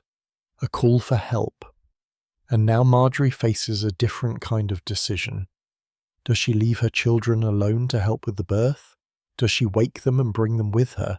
Does she send John away, prioritizing her own children's safety over the labouring woman's need? In the end, she wakes her oldest child, a girl of 9, and instructs her to bar the door after Marjorie leaves and to not open it for anyone except Marjorie's own voice. She takes the 2 younger children with her, the baby in her arms, the toddler holding her skirt. She goes to help. This is community. This is how people survived in medieval villages. Women helped each other through the night, even when it meant risk, even when it meant leaving their own homes unguarded. The networks of mutual aid that women created were stronger than any individual woman's ability to protect herself. Now let us return to Lady Eleanor in her castle. Dawn is approaching, and she has received news that changes everything. A messenger arrived in the middle of the night. She was woken by the guard, as she had instructed she should be, for any important news. The message is both welcome and terrifying. Her husband is returning, but he is bringing guests. The king himself will be stopping at their castle for 2 nights on his way north. The king, coming here in less than a week. Suddenly, Eleanor's responsibilities multiply exponentially. She must prepare the castle for a royal visit. That means food, extraordinary amounts of food, of extraordinary quality. It means ensuring the best chambers are spotless, properly furnished. It means organising entertainment, managing servants, coordinating with the surrounding estates to gather sufficient provisions. It means making sure nothing goes wrong, because failing to properly host the king could have serious political consequences for her husband. And she must do all this while her husband is still travelling, still days away. The entire success or failure of this royal visit rests on her preparation, her organisation, her competence. Does she panic? No, she's been trained for this her entire life. Noble women were educated specifically to manage large households, to handle complex logistics, to maintain social and political obligations. Eleanor begins immediately, even though it is not yet dawn, to organise her household. She wakes the steward, gives him instructions about supplies. She wakes the cook, discusses menus. She sends messengers to neighbouring estates requesting loans of plate and linens. She mentally inventories what entertainment can be arranged on short notice. Musicians, perhaps a local priest who tells good stories, hunting expeditions. By the time full daylight comes, Eleanor has already been working for 3 hours. She will continue working for the next week with very little sleep, and if the royal visit goes well, her husband will receive credit.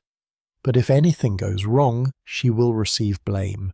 This is the paradox again. Women doing essential work, taking real responsibility, exercising genuine authority, but always in the background, always without official recognition, always subject to criticism but rarely receiving praise. We have seen this pattern throughout our journey tonight. Women spinning thread that becomes the fabric of civilization, but nameless in the historical record. Women brewing ale that kept medieval England hydrated, but later accused of witchcraft. Women healing with herbs, but suspected of poison. Women attending births, but excluded from medical professions. Women running businesses, but struggling against legal restrictions. Women praying through the night, but claiming authority only through divine connection.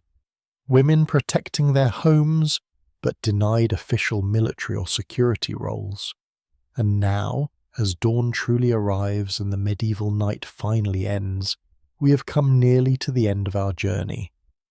But there is one more crucial dimension we must explore. Because we have talked about all the ways individual women navigated the night, all the roles they played, all the work they did.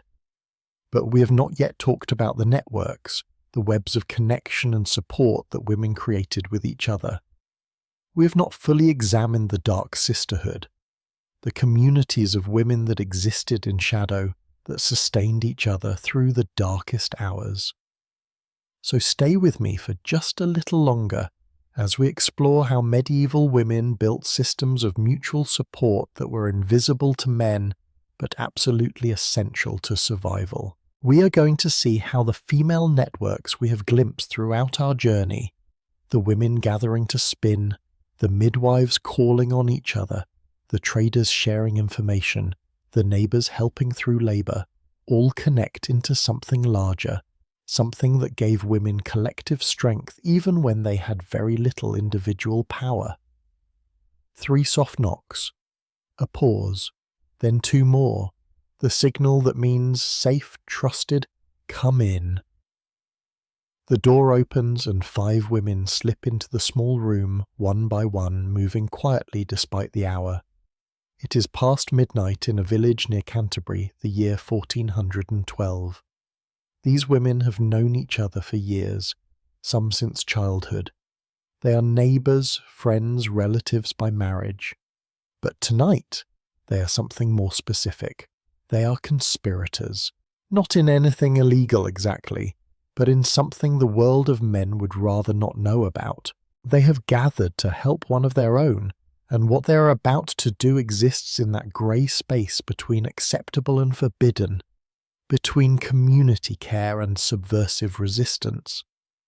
Throughout our journey, we have caught glimpses of these female networks, women spinning together, midwives calling on each other, traders sharing information, neighbours responding to childbirth emergencies.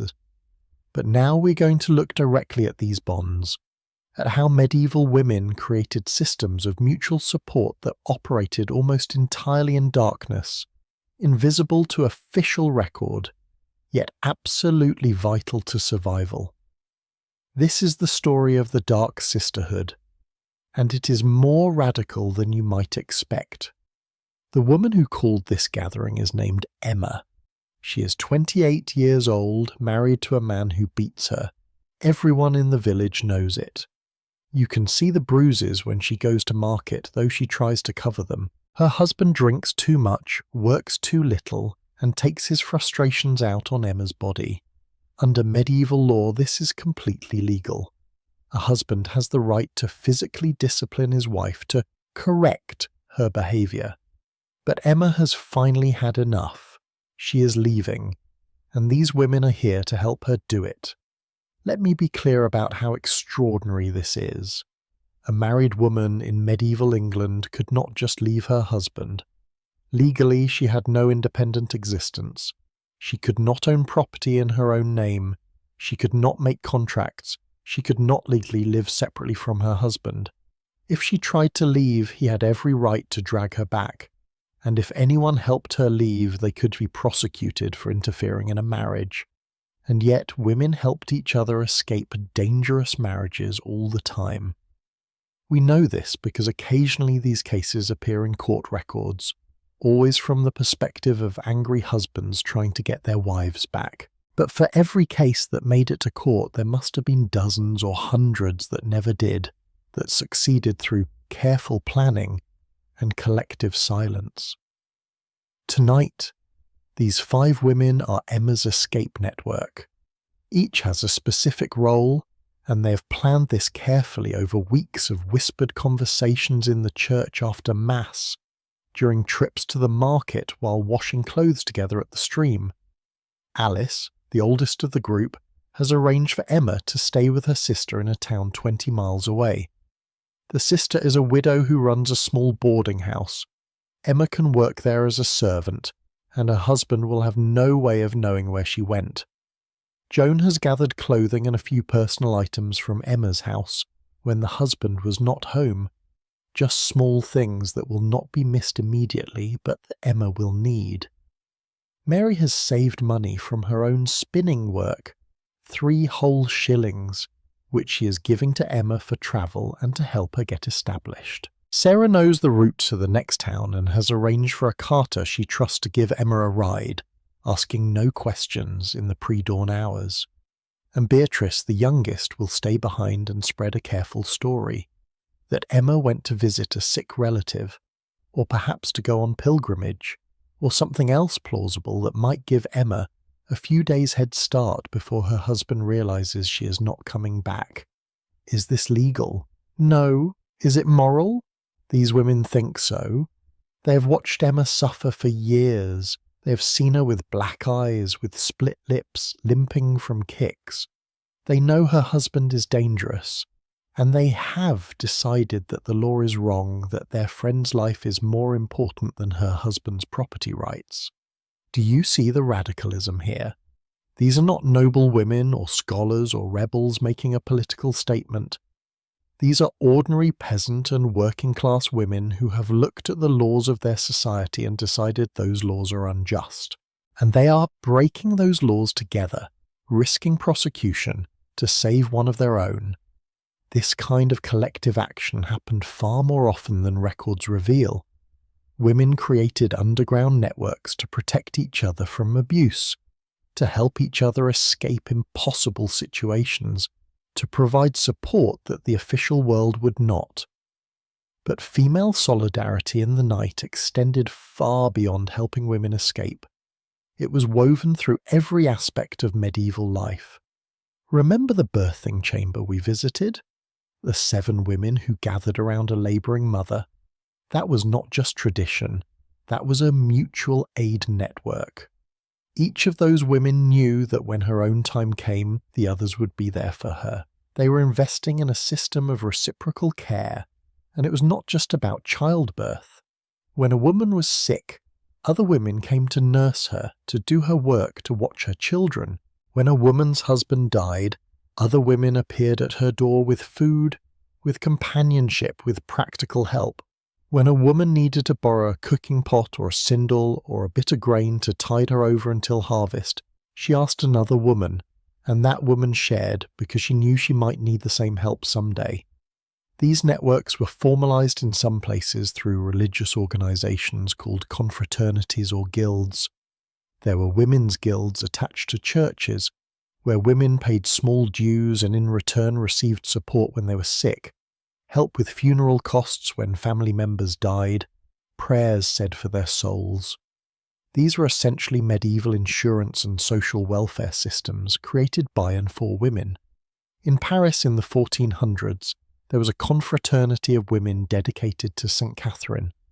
The members were working women, servants, laundresses, spinsters, small traders.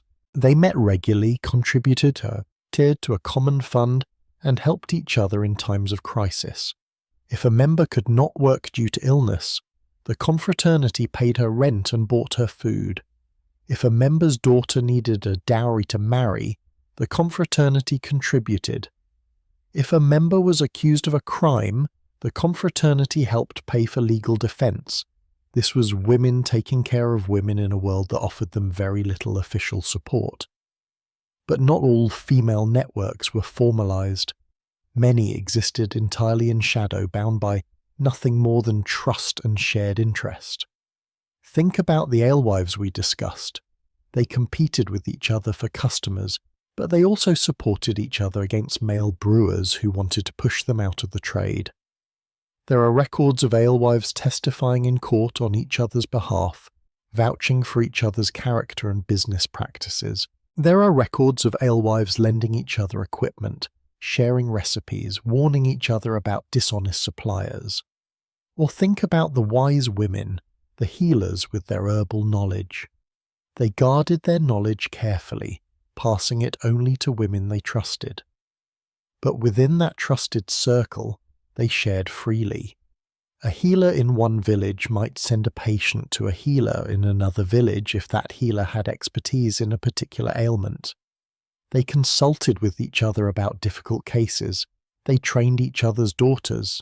This was a knowledge network, a professional network, operating entirely outside official channels.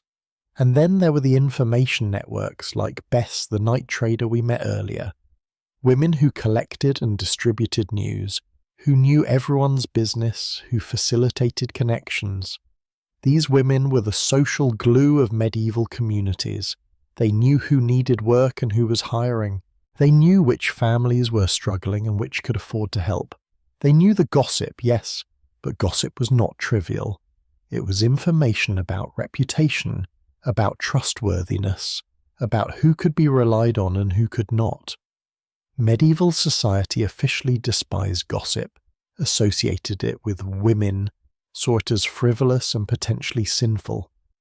Church sermons railed against gossips. Laws punished women for slander. There were even physical punishments. The scold's bridle, a metal cage locked around a woman's head to prevent her from speaking, used against women accused of gossip or scolding. But here is what those authorities did not understand or did not want to acknowledge. Gossip was power. Information was power. Knowing everyone's secrets, knowing the connection between people, knowing what was really happening beneath the surface, that was valuable, and women controlled it. Let me tell you about the origin of the word gossip itself, because it reveals something beautiful. Gossip comes from the Old English godsib, meaning god-sibling or god-parent. A gossip was originally someone who stood as sponsor at a baptism, who had a spiritual connection to a child and its family. Over time, the word came to mean any close female friend, particularly the women who gathered at births and baptisms, and only later did it take on the negative meaning of idle talk. So when medieval authorities complained about gossips, they were actually complaining about women's intimate friendships, about the bonds between women that created obligations and loyalties that men could not control. The women helping Emma escape, they are gossips in the original sense. They are bound by spiritual and emotional ties that are stronger than law, stronger than fear of punishment. As the night wears on and dawn approaches, Emma prepares to leave. The women embrace her, each whispering blessings and advice. Alice reminds her to send word through trusted channels once she is settled, so they will know she is safe. Joan makes Emma swear to find the local church as soon as she arrives, to seek sanctuary if her husband somehow tracks her down. Mary presses the coins into Emma's hand and will not let her refuse, and then Emma slips out into the pre-dawn darkness, where Sarah is waiting to lead her to the carter. The other women disperse to their own homes, to their own beds, to catch a few hours of sleep before the day's work begins. Will Emma's escape succeed? We do not know. The historical record is silent on this specific case because I have created this scene based on documented patterns, not on any single recorded event. But we know that some women succeeded in leaving and starting new lives. We know that networks like this existed and functioned. We also know that many attempts failed. Husbands tracked down runaway wives. Communities refused to harbour them. The law forced them to return, and then the beatings got worse, because now the woman had demonstrated disobedience, had embarrassed her husband publicly. But the networks persisted. Women kept helping each other despite the risks, because what else could they do? Watch their friends suffer and do nothing. There were other, darker networks too. Networks of women accused of witchcraft often turned out to be women who supported each other, who shared herbal knowledge, who attended births together. The witch trials of the later medieval and early modern period deliberately targeted these female networks, seeing them, correctly, as threats to patriarchal authority.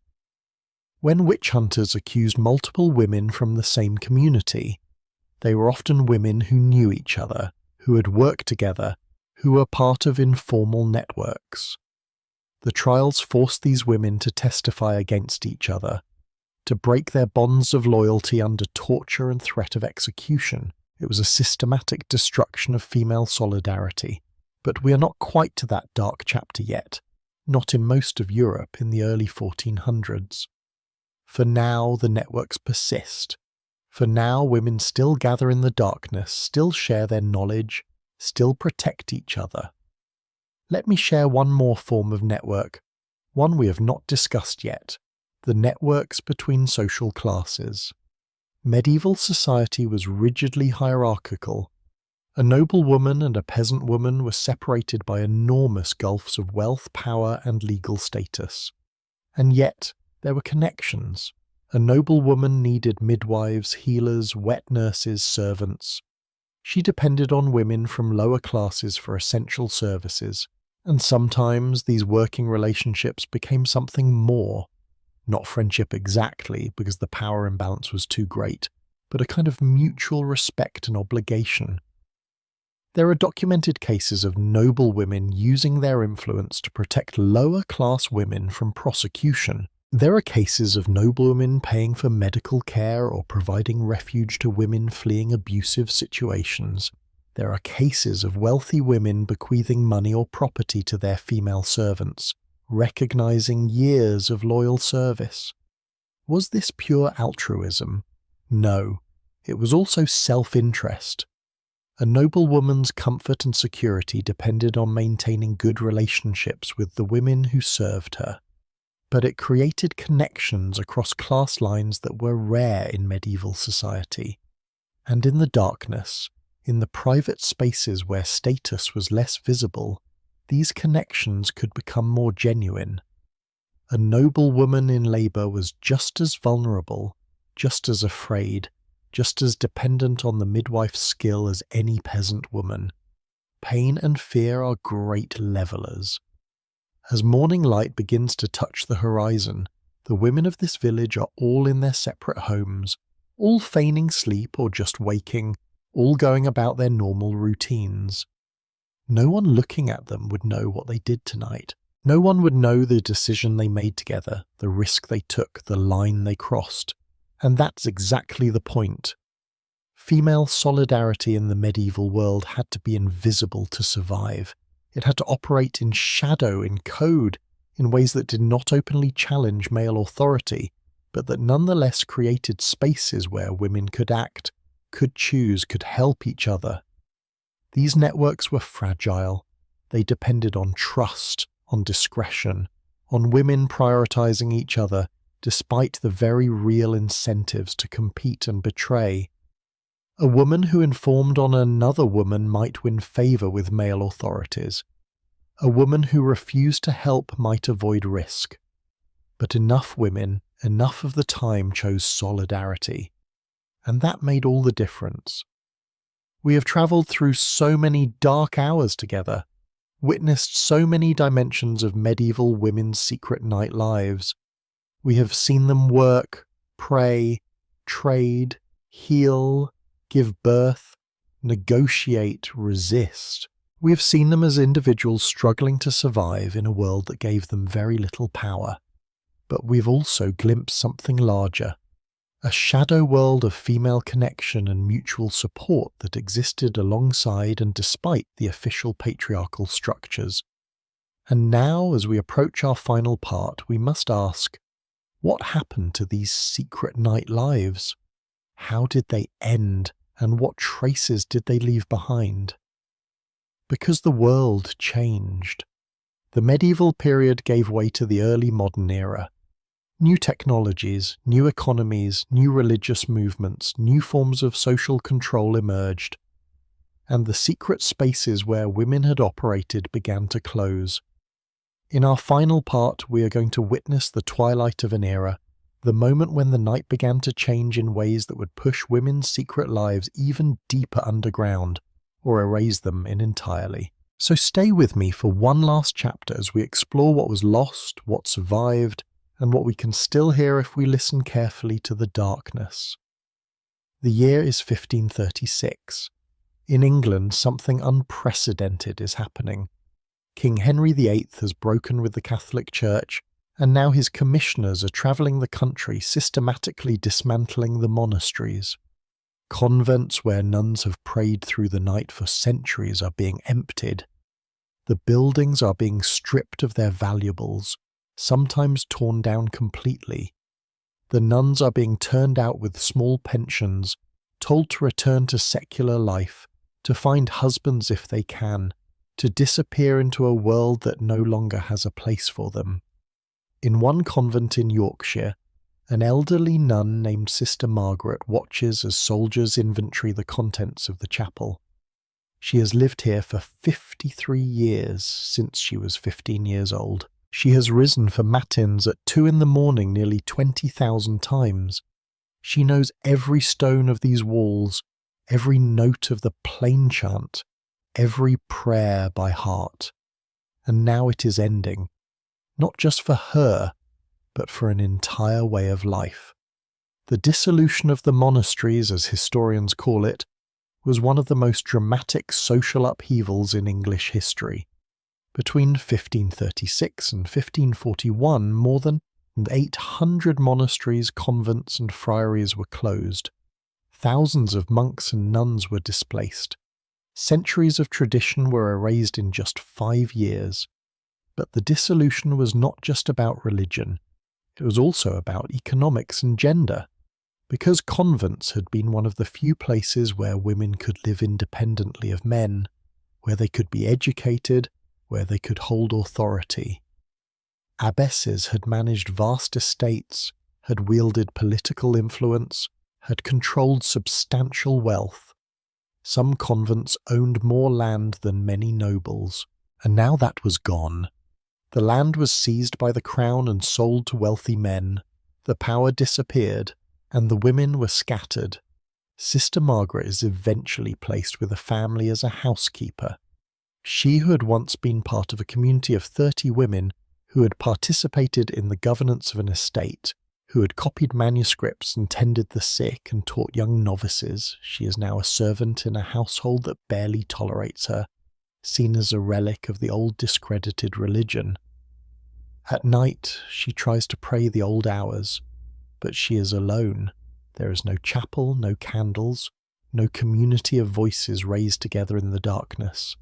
There is just her, whispering prayers in a cold attic room, trying to hold on to something that the world has decided should not exist. This is what the end of an era looks like. Not dramatic, not all at once, but in the quiet erasure of spaces and practices that had sustained women for generations. The dissolution is just one example, one moment in a longer process of change that began in the late 1500s and accelerated through the 1600s and 1700s.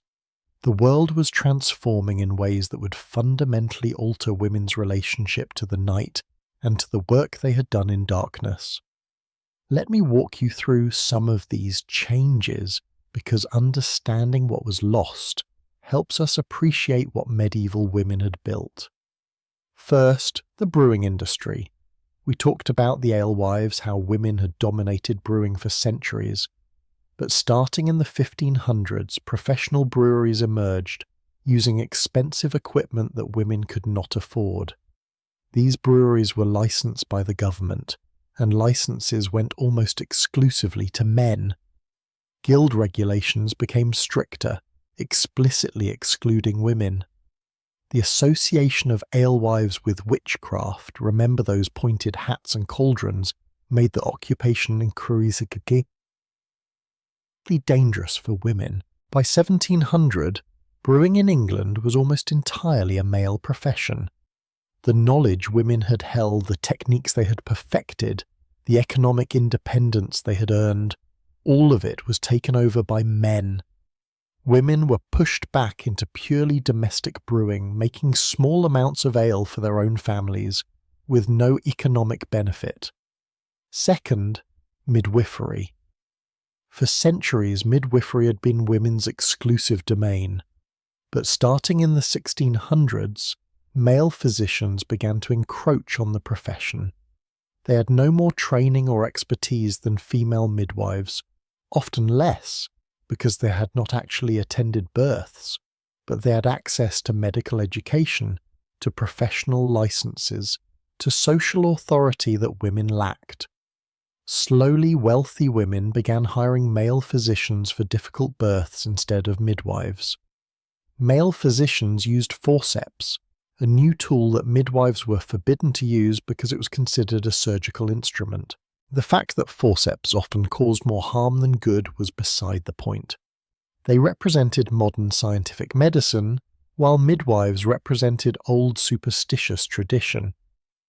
By the 1800s, midwifery had become a low-status occupation in much of Europe, associated with poverty and ignorance. The skilled practitioners who had safely delivered millions of babies, who had accumulated generations of practical knowledge, were dismissed as backwards and dangerous. Third, textile work. The spinning and weaving that had been central to women's economic lives began to move out of the home and into factories. The Industrial Revolution, starting in the 1700s, mechanized textile production. Factories with power looms could produce cloth faster and cheaper than hand weavers. The spinning wheel, and before it the spindle and distaff, became obsolete. Women did work in the early factories, in terrible conditions for low wages with no control over their labour. But the home-based textile work that had allowed women some independence, some control over their time, some ability to balance childcare with income, that disappeared. Fourth, herbal medicine. As professional medicine became more established and regulated, folk healing was increasingly dismissed as quackery or worse. The wise women with their herbal knowledge were labelled as ignorant at best, dangerous at worst. Some were accused of witchcraft. The great witch trials of the 16 and 1700s specifically targeted women healers. Tens of thousands of women were executed across Europe and colonial America, many of them accused of using herbs and healing knowledge for evil purposes. The knowledge itself was not evil, of course.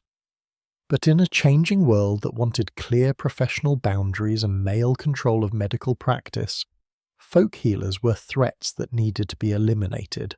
By 1800, herbal medicine was marginal, practiced only by the poorest people who could not afford professional doctors. Much of the knowledge was lost entirely. Plants that medieval women had used successfully for centuries were forgotten, their uses unrecorded because the women who knew them could not write, and the men who could write did not think their knowledge was worth preserving. Do you see the pattern? Again and again, skills and knowledge that women had held were either taken over by men or devalued into insignificance. The economic opportunities that women had created in the margins and shadows were closed off.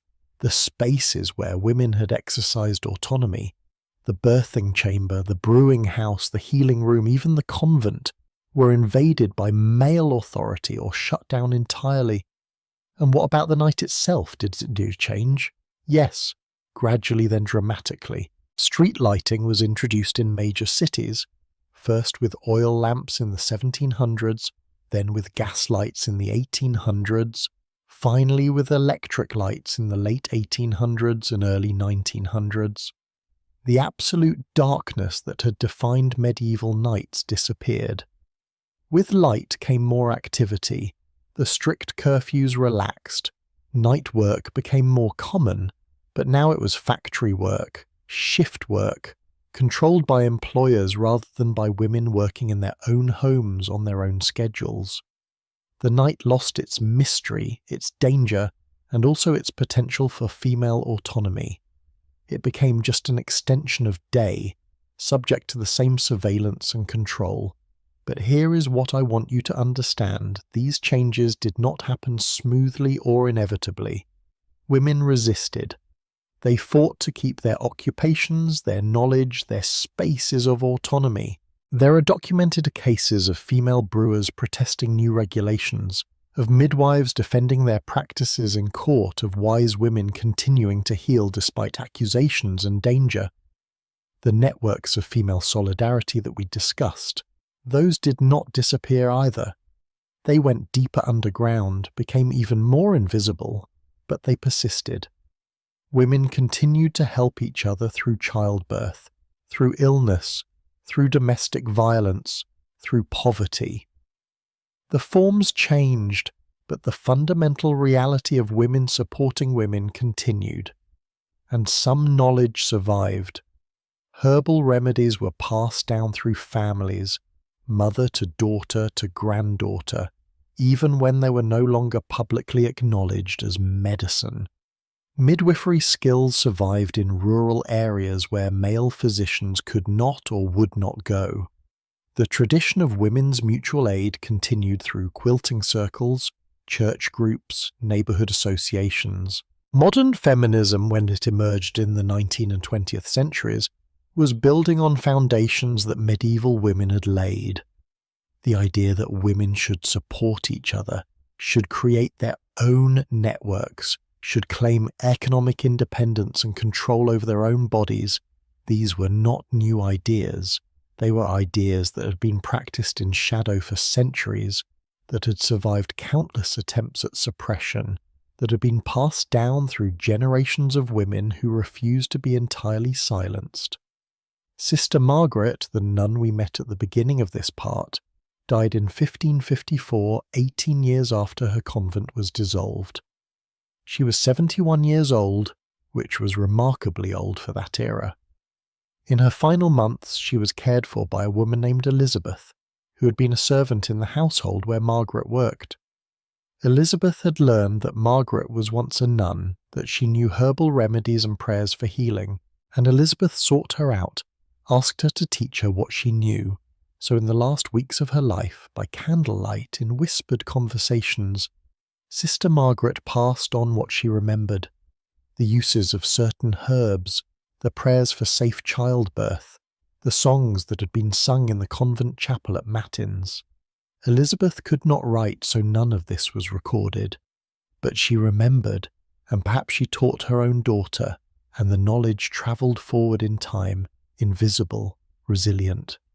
This is how women's history survives, not in official documents or grand narratives, but in fragments, in whispers, in practices that persist long after their origins are forgotten.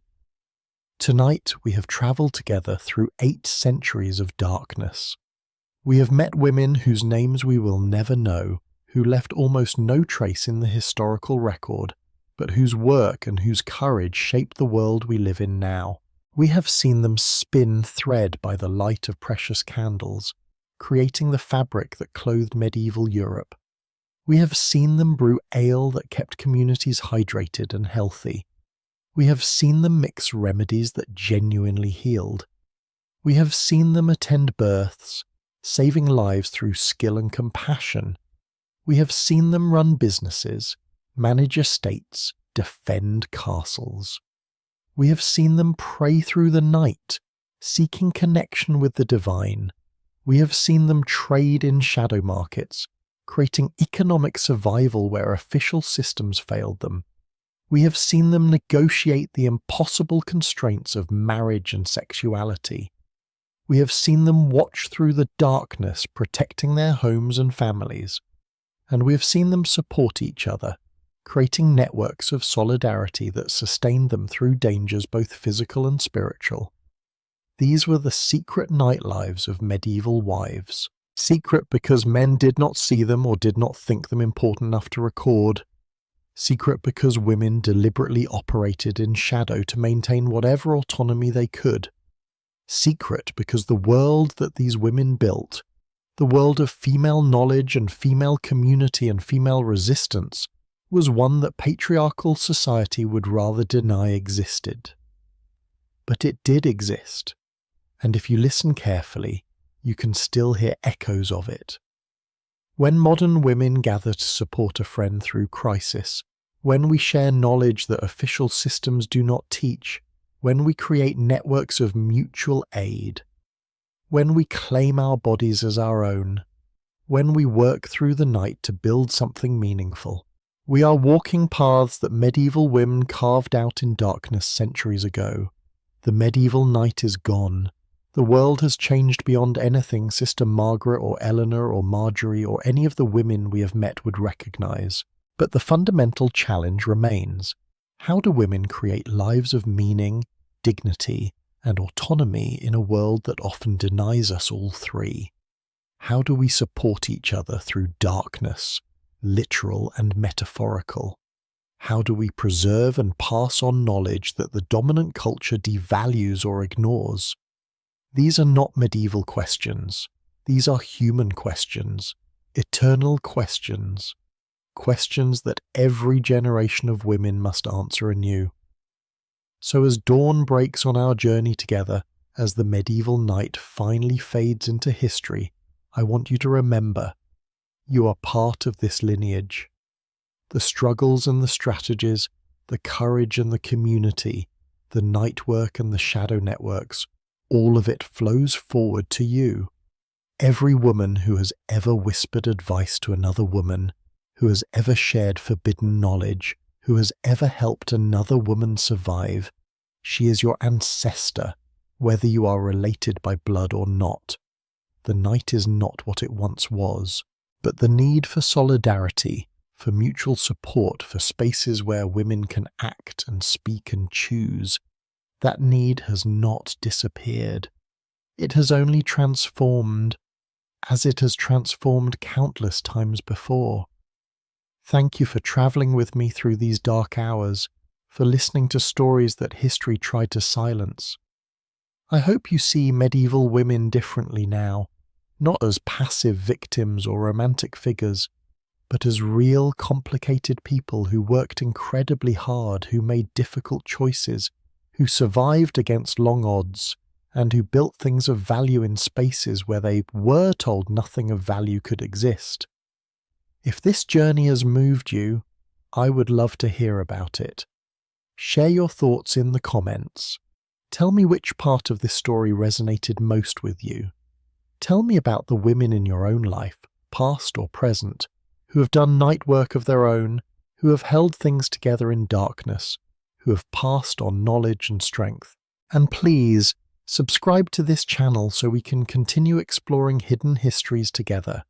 Give this video a like if it has taught you something, challenged you, or simply given you something to think about in the quiet hours, because there are so many more stories to tell, so many more voices that deserve to be heard, so many more journeys through history's shadows that are waiting to be taken. Until we meet again, in whatever darkness or light awaits, remember, you walk in the footsteps of women who survived impossible things. You carry knowledge they fought to preserve. You are part of a sisterhood that stretches back through centuries, that will stretch forward through centuries more. The medieval night is over, but the work continues, and we continue it together. Sleep well and dream of all the women who worked while the world slept, who loved in defiance of law, who healed despite danger, who taught despite prohibition, who built despite opposition. They are with us still if we remember them, if we honor them by living fully, by supporting each other, by refusing to accept that darkness means the end of possibility. Thank you for listening, thank you for caring, and thank you for carrying these stories forward into whatever mornings await us all.